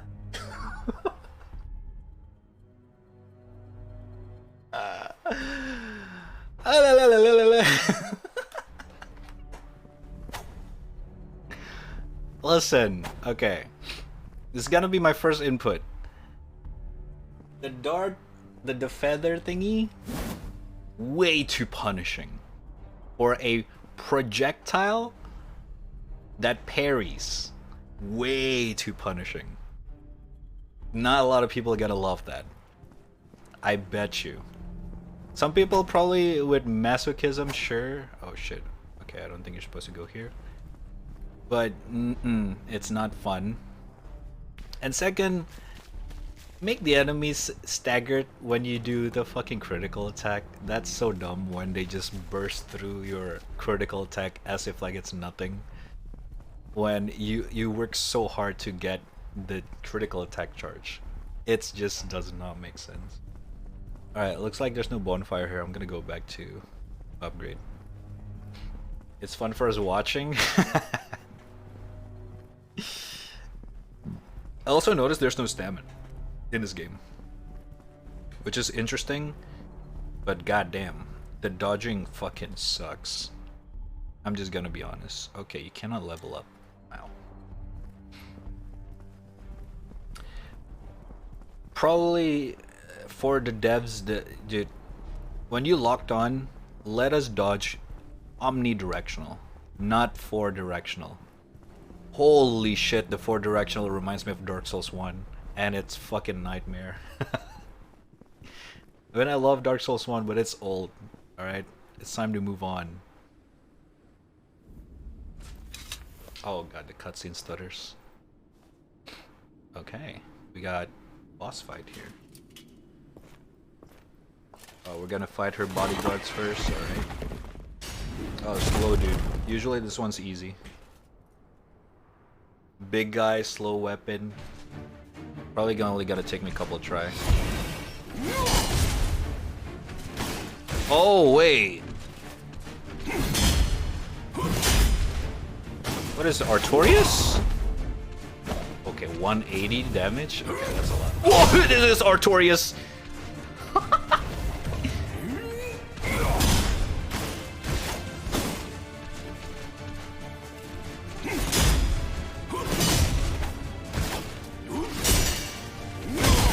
Okay.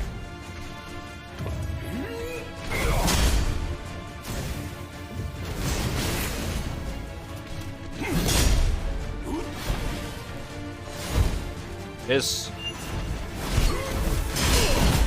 Well, that sucks. Oh my. Oh. Oh wait, you're supposed to die. What? No, that sucks.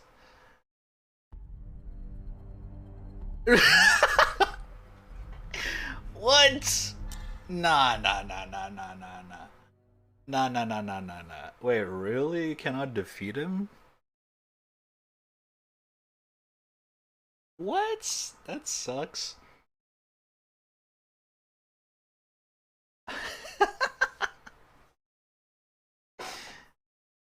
Do you want to spend 3 hours? Yes? I'm having fun, actually. Any Souls-like, if it's actually decent, I'm actually down.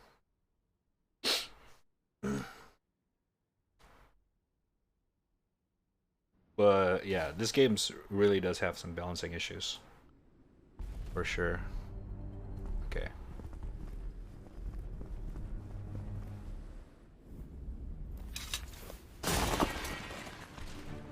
I wonder if they're using Unreal Engine.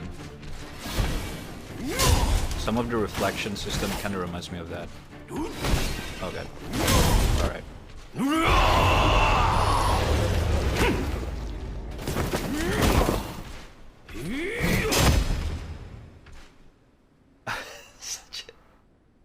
Really? I have to They throw me back to the main menu every time I die? Come on, devs.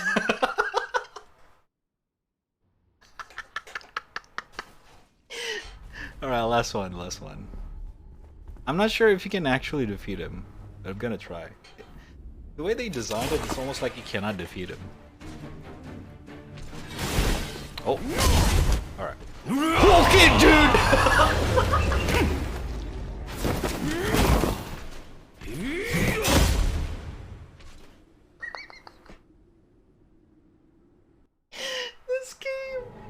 This fucking game, dude. Let me get into the fucking game. This dude 2 hits me. That is a sign of I'm not supposed to kill him. But I don't want to, dude. I want to keep going. Alright, let's learn him his fucking first. Swipe. Swipe. Slam. Nope. Okay. Swipe and slam.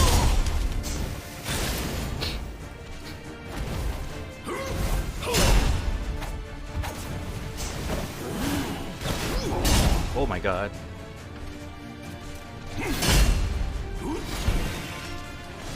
What the fuck?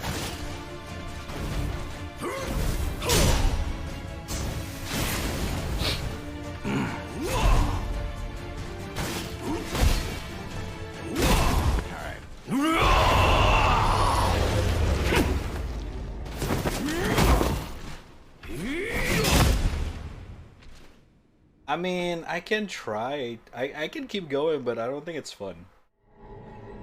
Like, for the stream. Because it's gonna get me to the menu. I have to wait for the loading again. Bada bing, bada boom. The fucking cutscene. And he got 3 HP bar, not 1. He got 3 additional. Pay attention. Look at his HP bar. He don't got 1, he got 3. Look at the right side. There's additional hit points.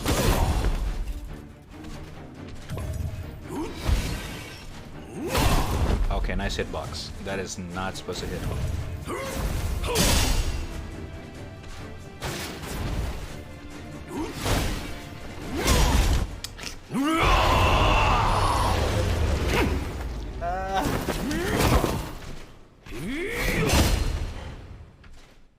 Yeah, let's just the animation cutscene and everything is just not worth it to give him a try. I don't mind keep going, but the game really doesn't want you to keep going. Alright, next game. Honestly, it's pretty good, but it just definitely needs some changes. Not like it's not an Times are more like time to stop. Like it is definitely a little bit clunky. First, my biggest issue is that it has 4 direction dodge when you locked on instead of omnidirectional, which is really clunky. And the interruption system is very all over the place. Like sometimes I don't know if I can interrupt the enemy or not. Like they have infinite poise at some point, which is annoying. So it makes every single normal enemy or mobs almost as strong as a boss, which is basically every mini boss you fight is a boss fight. That's tiring, dude. Jesus. Like the spear guy. Like I would get it if they do it on a boss fight, like the fucking big sword guy there, but the spear guy is unreasonably strong. Unreasonable. Nuh-uh. I did not take that. Alright. But you guys might think, huh, well that is the enough Souls game for today. Not quite. Not quite, buddy. No. You think we only have 1? No. No.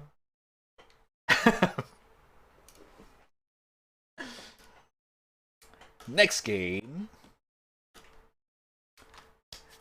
We got a game that is called... Wait for it. No, this is a throwback. Because this game... Holy shit. Doesn't have an FPS limiter. 9 Souls of Rad Trap. It's not really a Souls game. I was kidding. It's just because the game has Souls in it. But the next game is a game called Nine Souls. Now, I know it's a little bit random, but like, what the fuck? Never heard of this game or something? Probably. I get it, but this game is actually made by the same developer who made Devotion and what's the other one? Devotion and something. I forget the name of the title. Yes, that horror game that got removed from Steam. Yes, we played it on stream before it got removed. It was really fucking good. And apparently they decided to make a non-horror game this time. It's a platformer, side-scrolling platformer game. Apparently, based on the trailer, it looks like Hollow Knight, so that's why I say it's still a Souls game, but not really. But yeah, Red Candle is very respectable. I respect them as a developer so much, based on their two previous games that I really like. So check them out.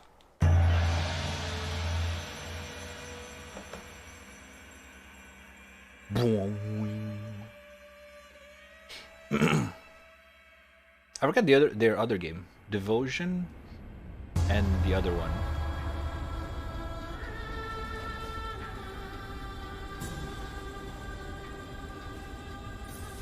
Oh shit! It's a cool cutscene. Hand animated.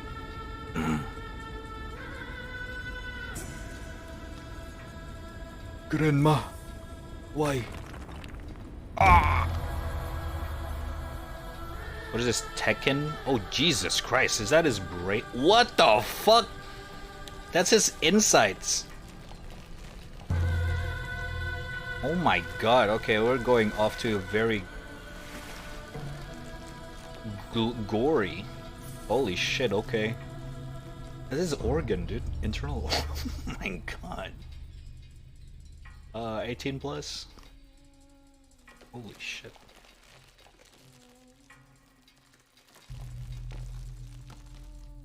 Oh, this is cool.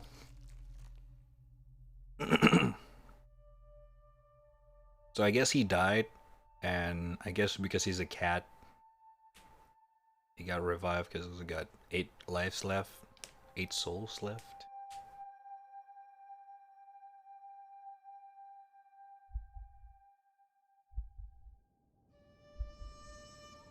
The animation's pretty.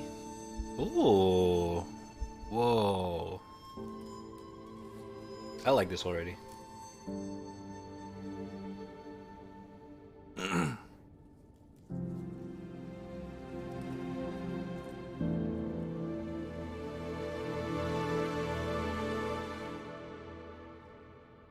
Interesting. Okay, the animation's really nice. I like it. Very inviting. What's this? Wakfu?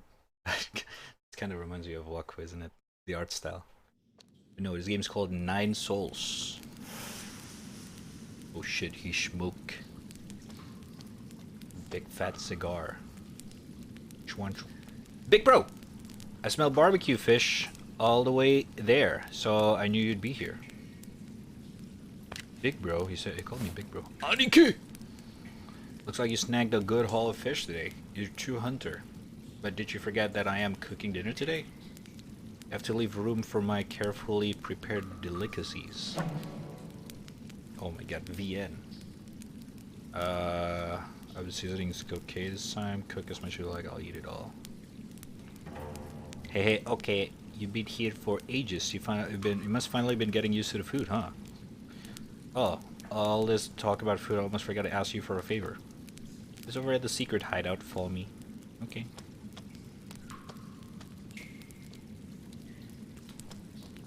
Alright. Hold up, I wonder if I can uncap. The UI is very sexy, holy shit, I like that.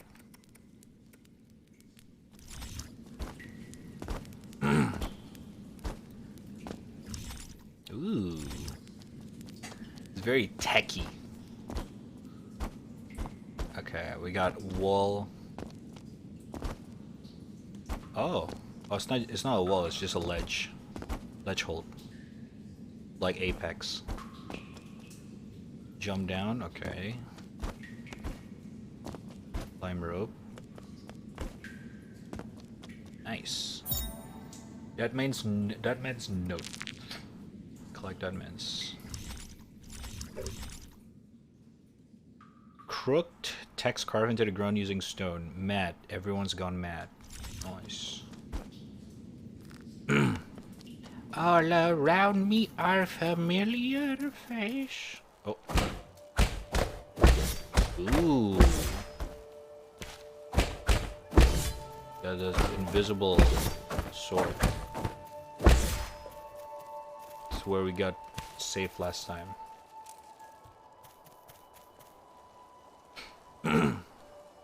Over here, over here. Hey, look upwards from this angle.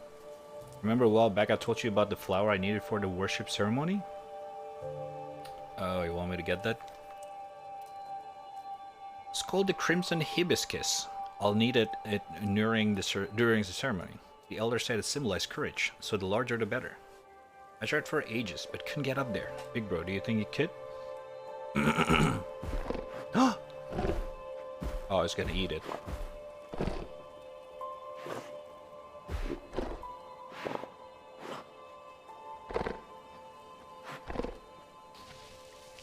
Hey, wait, what the? Where'd the boar come from?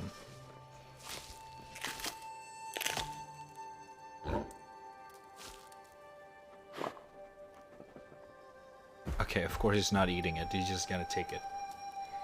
Whoa! The dang Kang boar ran away with it. Dang Kang, Dang Kang. What a pity. But it's okay, maybe he needed more than I did. It's getting dark anyway. Let's get back to the village. I'll come back and look again another time. Aww. Boar hasn't gone far. Hey, you want to steal it back from me? But the Dang Kang boar is pretty fast. Alright then, I'll wait here for you, but be careful, don't get hurt. Aw, it's a nice kid.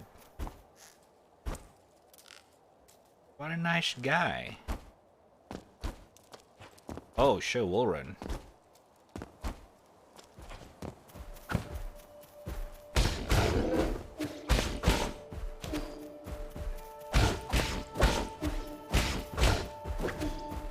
Come here.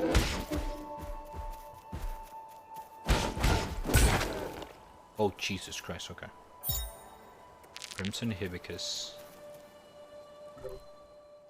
Prior to worship ceremony, the flower that bloom in abundance around Peach Blossom Village are picked and used for decoration. Oh, not really wall run, you just like hold on to it.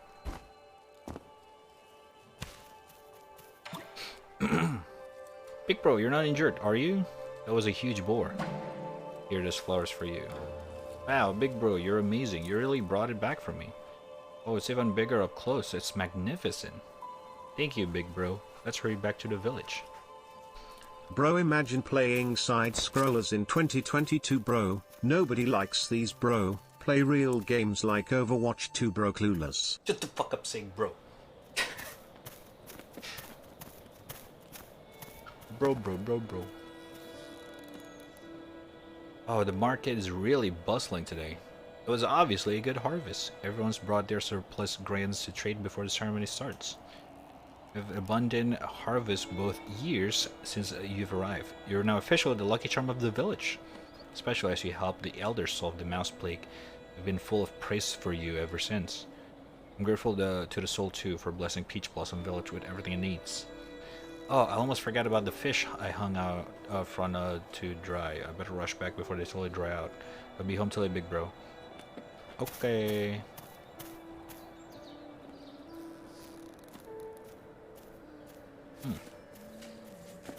Toiling in the day, resting in the night, every day is full of delight. Nice. When Schwan's parents left, he was downhearted. What? He's much happier now. It's lucky he has someone to keep him company. Dash me. When the village had met an outsider at the time, at first he seems eccentric and strange. Turns out he's quite decent. What are you talking about, me? shaman. In ancient time, our ancestors resided in the harsh wilderness, subjected to the bitter cold and the intrusion of beasts. The merciful souls couldn't bear to see humans suffering, so 10 souls descended from the sky. At first, people were ignored and responded to the goodwill of the soul by wielding weapons. Those fools met God's wrath, their bone ground to ash. Other was pious and reverent. These people got to follow the soul to a land outside the 99 heavens, a paradise where no one wanted for anything. The all-knowing and all-powerful souls bestowed human with wisdom, teaching us about the truth of all things. Why are humans so blessed? It's because the soul, with all its supreme wisdom, saw divinity in human beings. Each time the peaches ripen for harvesting, the souls select several kind of humans from our land, and these lucky individuals get to become one of the souls. Be good, children. As long as you follow the teachings and sincerely believe in them, one day you'll get the chance to be summoned by the gods. Ah, yes. As long as you do what you're told. That's kind of misleading. Divine Soul in Heaven, I humbly ask you heed my requests. So, wait. Their goddess also look like a cat, like me. What? What the hell are you looking at, Beat? Look at these people blindly going about their day. They actually think they're doing something meaningful. What the fuck, man? Last year, my daughter was chosen to live with the gods. I mean, died? Must be joyful, but none of them came back to tell us, so no one really knows. What the fuck? They sacrificed their daughter?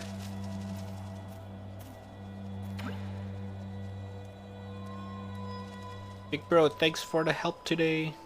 It's an old custom of ours to wear this flower during the ceremony. Only the chosen one get to wear it that day. There are no written rules about it, but everyone knows that the bigger the flower, the more glory you receive. I knew you cared about me and that you'd help me get the flower. Still, today was the last time we'll go walking together in the woods. I really can't believe it. It was me that was chosen. Is it because I always try to do good?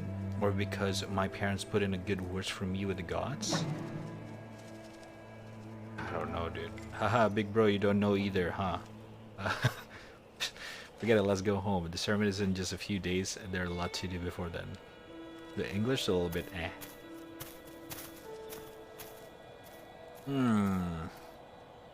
Something fishy going on here. Something telling me he's about to get sacrificed. Big bro, do you remember the first time we met? It was the day Mom and Dad were chosen by the gods. Everyone has been congratulating my family. But then it was just me left at home and I was lonely. Still, being chosen by the gods is a cause for celebration, so I couldn't let myself get... Dude, this is definitely... They gotta get sacrificed. What is this cult? I went to my secret hideaway and played the flute. I didn't count on seeing someone buried inside of a mountain. You were pretty scary at first. You never spoke and always wore that hat of yours. But your culinary skills were incredible, and you tell me fascinating stories when I couldn't sleep. Oh, and also, you're so talented. You leap onto the roof and fix tiles like it's nothing. And your hunting skills are top-notch.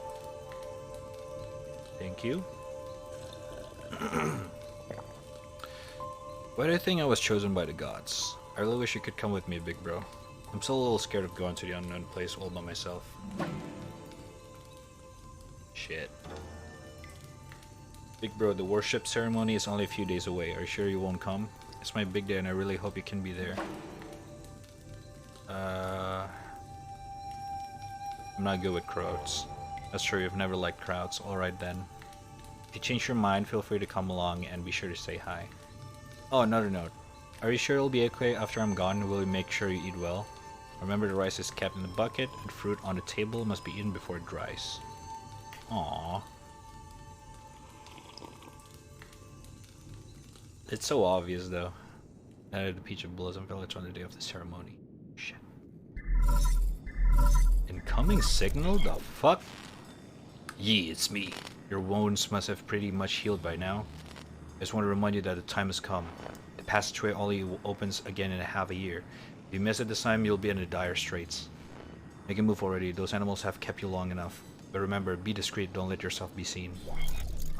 What the fuck? Okay, we have technology.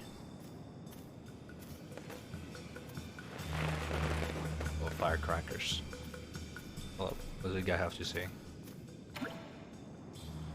What were you doing sneaking about just now? I was just talking to myself. Sneaking. Save it. I know there was something fishy about you. Don't think that you can fool me just because you wore that bamboo hat of yours. Paradise in the sky, gods. I don't know who made up that hogwash, but I know it's odd. That's all you want. You wait and see. I'll prove it to these morons. Yeah, yeah. Whatever you say. Shit. I got a feeling that I guess this ceremony opens the portal to his land again, where he was in. Oh my god, Shenlong is... Oh my god, so loud.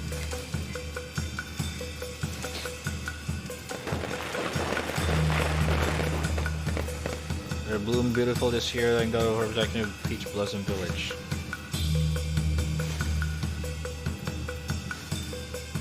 The chosen one gets who where gods are. I'm jealous.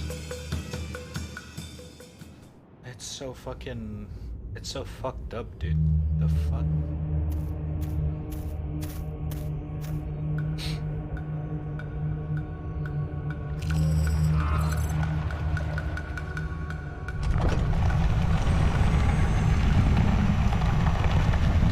It's very futuristic for a traditional village.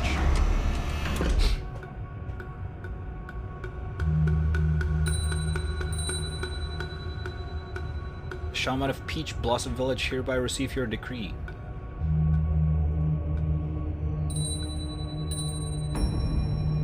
In accord with the Soul's order, we humbly pay respect to the Flying Throne. That's so loud. It's a bit too loud than I like.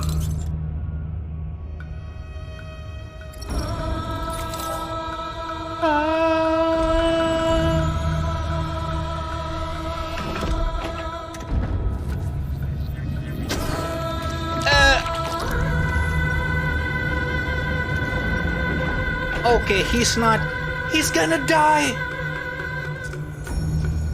Bro, that's not... No! Yo, okay. Yi, come on, you gotta save him.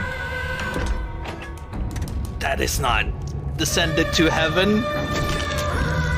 Jesus Christ.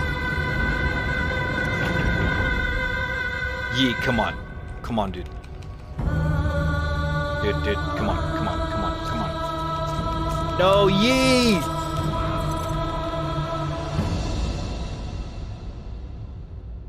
Big bro, thank you for taking care of me for the past 2 years. No, I'm going now. Yi! Oh shit!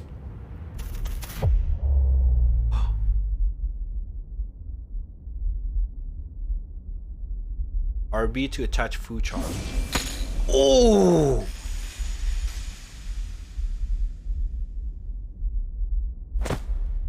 Oh shit.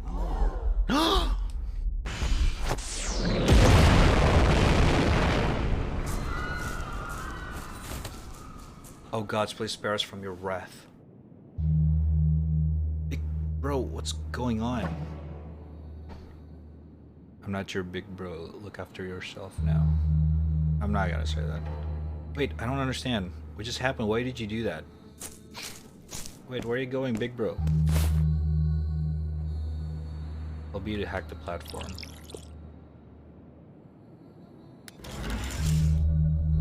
Interesting. So it looks like our protagonists know a lot of things, but we as a player does not know anything.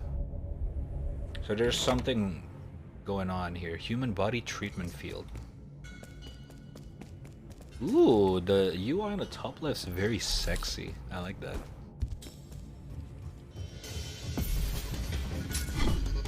Oh. Ooh, deflect?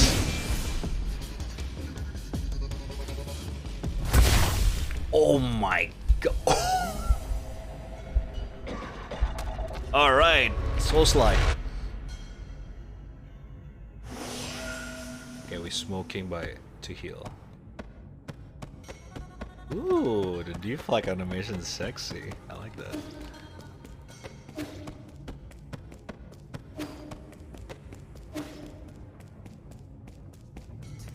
Interesting. The animation's so good. Rest. Okay. Oh man, that's so sexy.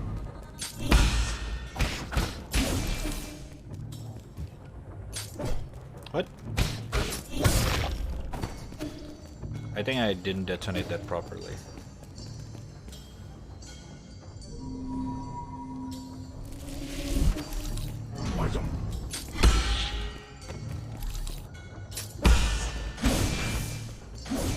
What?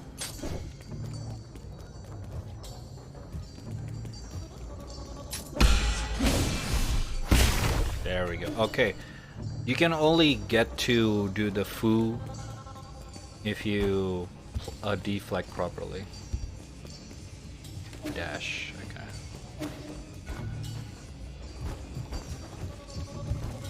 Hold on. Oh, okay.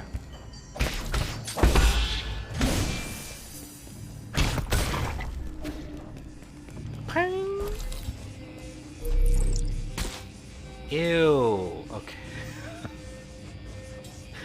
I forgot this developer really liked to do gory shit. Blood soaked crimson hibiscus. Ew. Soaked in villagers' blood. The breeding facility regularly gathers up ape men bodies, dismember them, and sorts their body parts. Unusable resources such as flour invariably get mixed in, stuffed into bags along with the ape men body parts. Bunch one certainly wouldn't want to see his flowers end up like this. Well, no shit, bro. He's gonna die. Oh shit. Okay.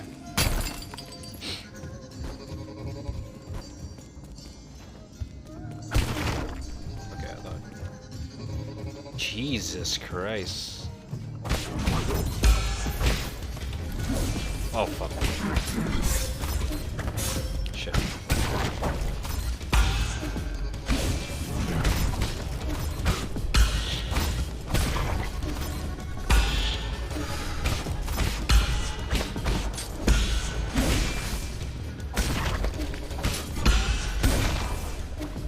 Alright. The combat's really smooth, I like it. Ew. Oh my god, this game is fucked up. Jesus Christ.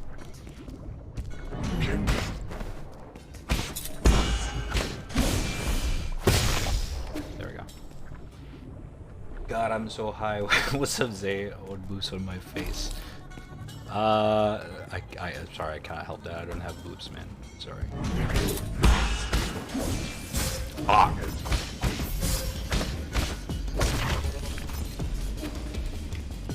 Ah shit. Ah shit.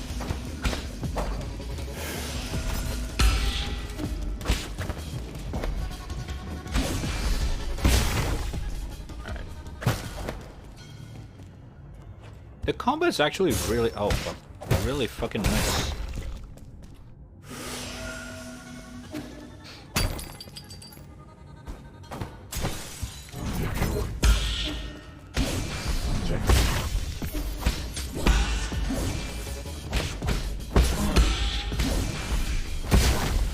I like it, it's very responsive.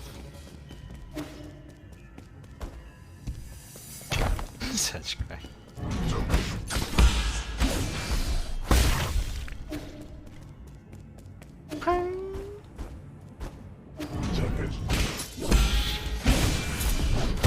Oh! Oh my god, it's so fucking badass.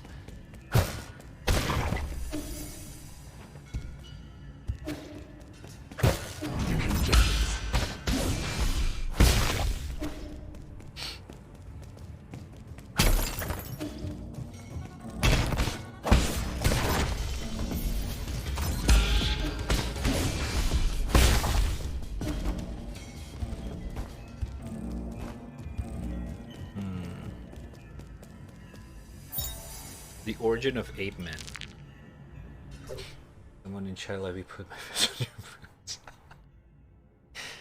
The scroll that chronicles the feeding methods and origin of ape men. Ape men originated from a planet known as the Pale Blue Dot, Earth. Mention of this planet first appeared in the Deep Space Telescope report issued by the Haotian Sphere. In the known firmament, ape men are one of the rare life forms that possess high levels of intelligence, even before genetic modification. They possess basic linguistic abilities and are capable of abstract thought. They frequently demonstrate violent behavior. At the same time, due to their sociable nature when captured. Oh shit. The scroll got cut off.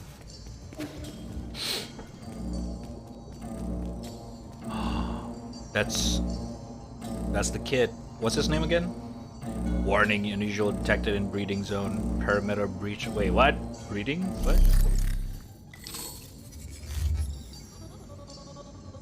Whoa! Wait! It's all happening. With that stun of yours, it looks like new Pangolai will be abuzz with a commotion for a while. E, why did you strike that earlier? It wasn't part of the plan. Was it to save that human child? If you always break this protocol, it's going to be really tough to execute our plans. This is per moment impulse. Really, it's just very rare to see you get emotional. Understood. It's just if you had waited a bit longer before destroying the machine, I could have covered up the alarm. Maybe you'll stick to the script more in the future. I see.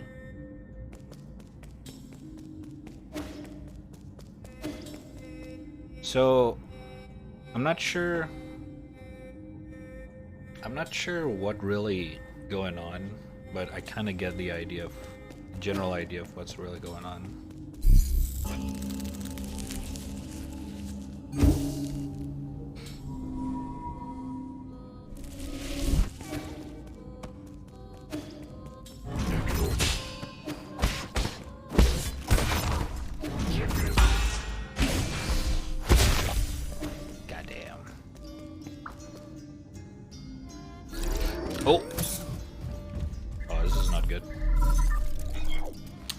It's a checkpoint. You set off the intrusion alarm. To unlock the gate, you must first take out the guards. Shit. Oh, jeez. Ah, fuck. Ah, shit. Okay. Okay.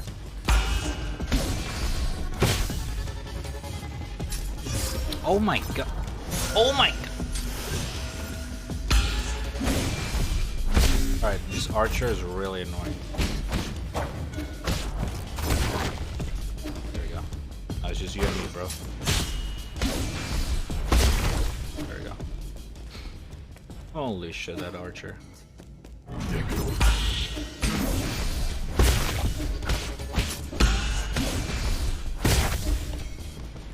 There we go.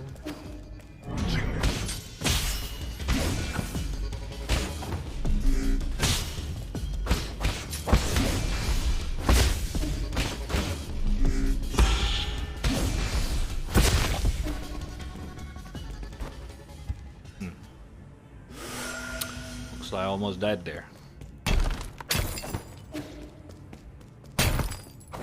There's a little bit of a Souls-like going on in this game, and I like it. Deflect and everything.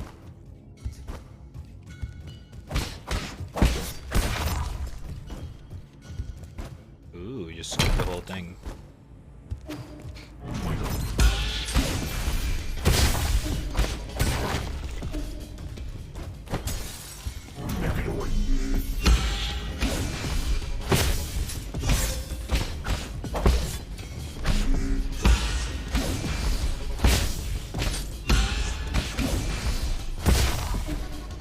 Looks like you can abuse the foo as well. It's kind of interesting.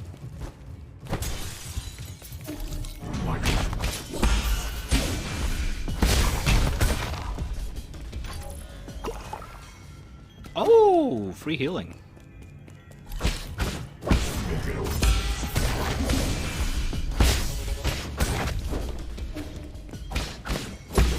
Shit. Level up. Oh, there's a skill tree? Yo! Okay, that's kind of sick. Charm enhancement. Increase the damage of inflicted by chi explosion. Defense take less damage. Reduce internal damage caused by increased side deflection. I'ma do this first. So I want to do more damage. Alright.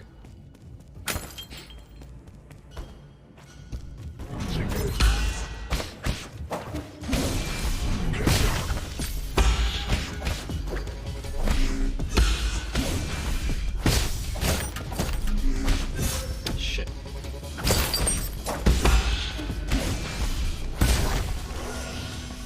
Okay. That was close.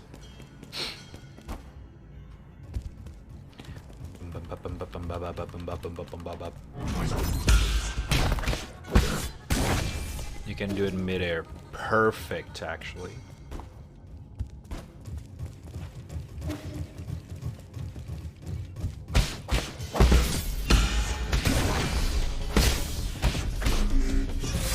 Okay, that's bad.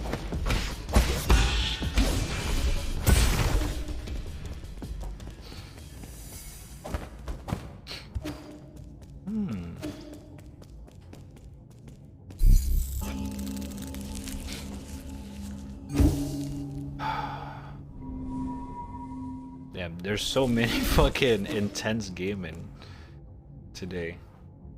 Not much chilling. Oh fuck, it's a boss fight. Okay. Red Tiger Elite. Okay. Alright. Oh god.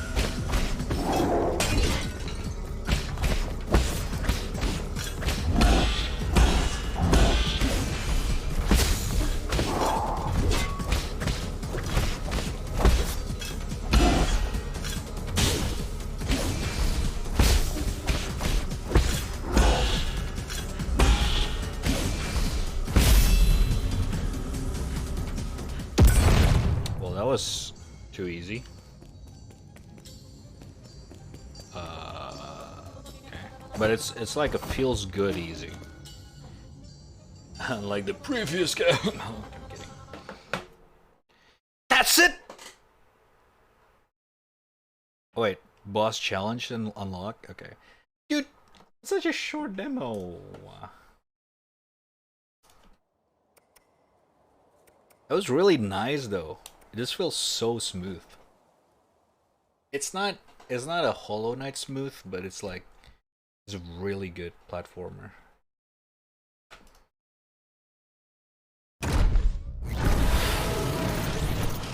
Okay. And the visuals fucking stunning. Oh my fucking oh god. Oh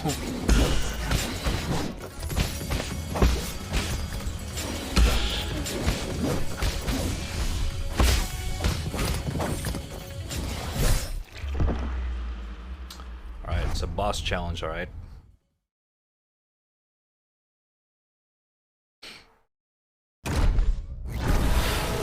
It's like some Evangelion shit.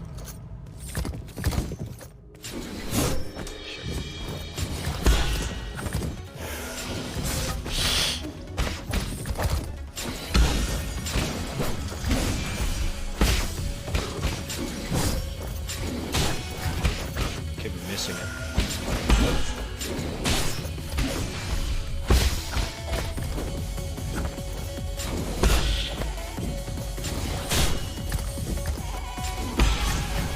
Oh, get fucked.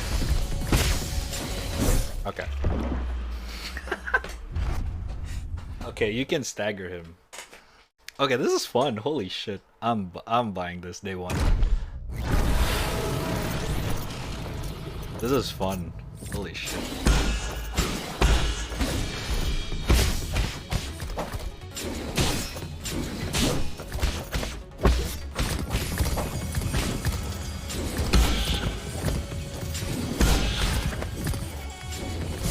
Fuck.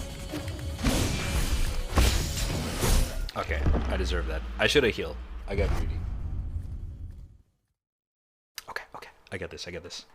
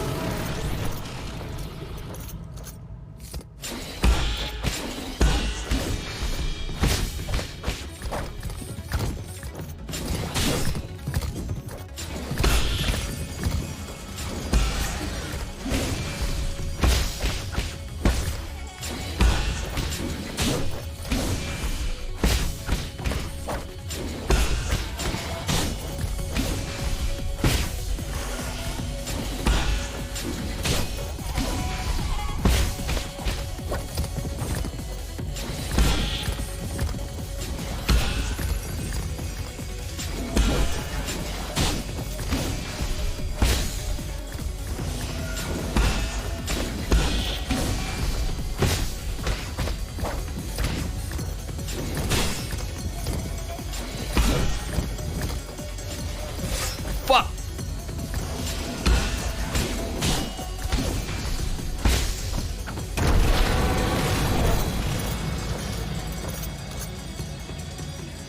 Second phase? Oh lord. What is going on? Is it actually second phase? Oh my god.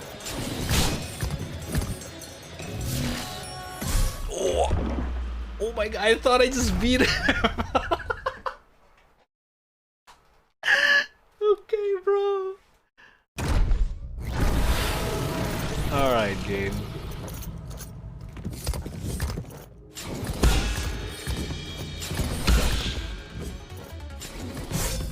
Too far.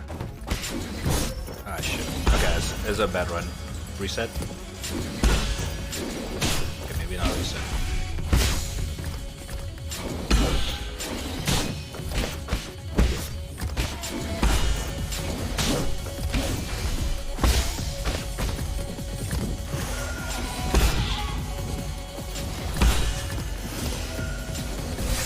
Okay, really?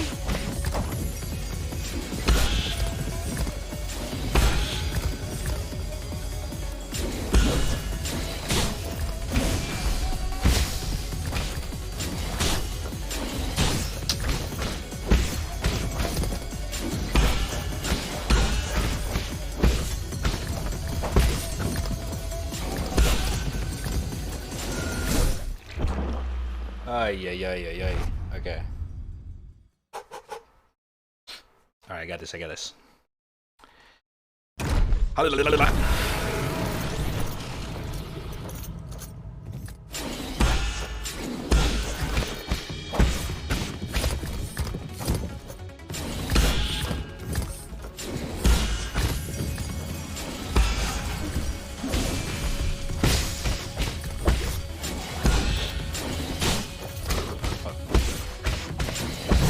God damn it. God damn it. I got greedy.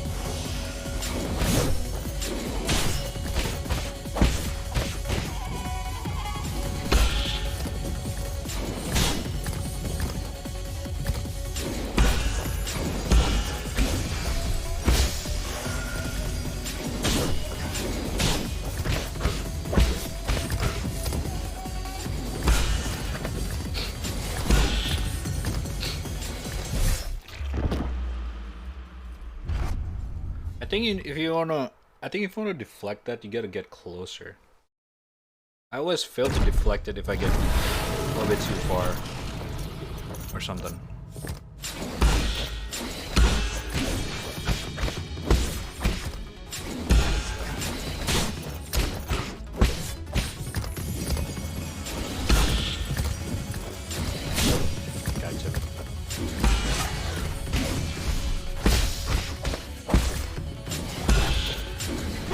God damn it. Oh my god.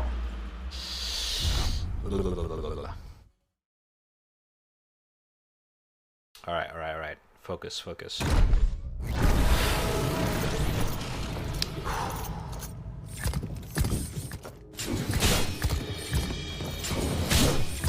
early.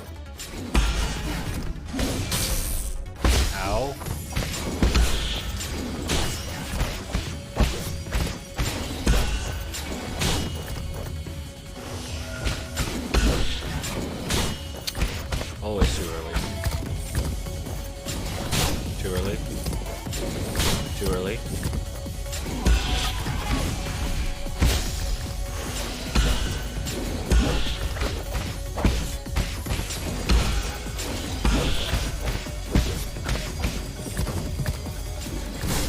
Ay, ay, ay.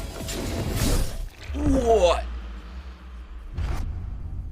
Damn, it's really hard to time it.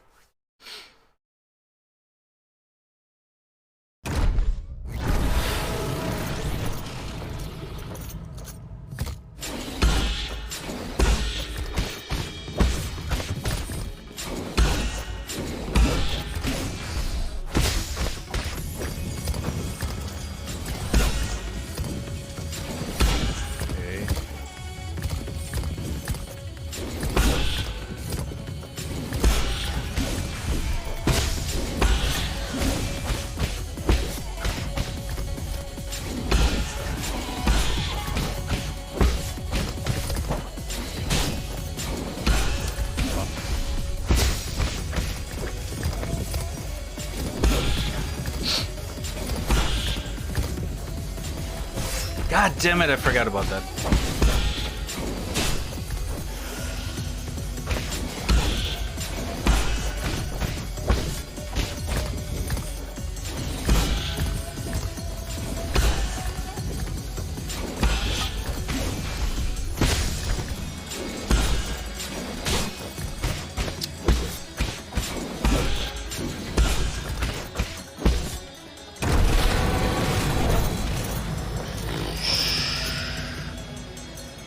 Okay. Now we need to learn the second moveset.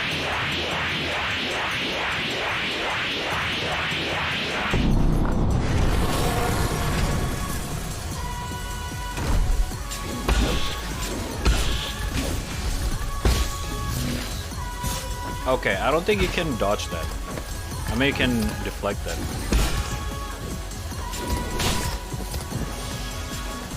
Okay, you can deflect that. Okay, there we go. Okay. That's new. So we got the fucking stab and the slam. Noted. Can I pause this game? I can. Okay. Audio is a bit too loud. Alright. Okay. Yeah, what he said? Fuck! Alright. This time!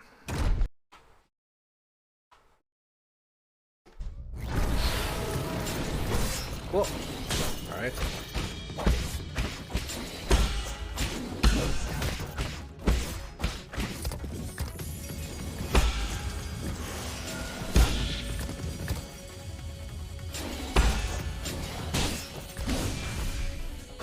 What?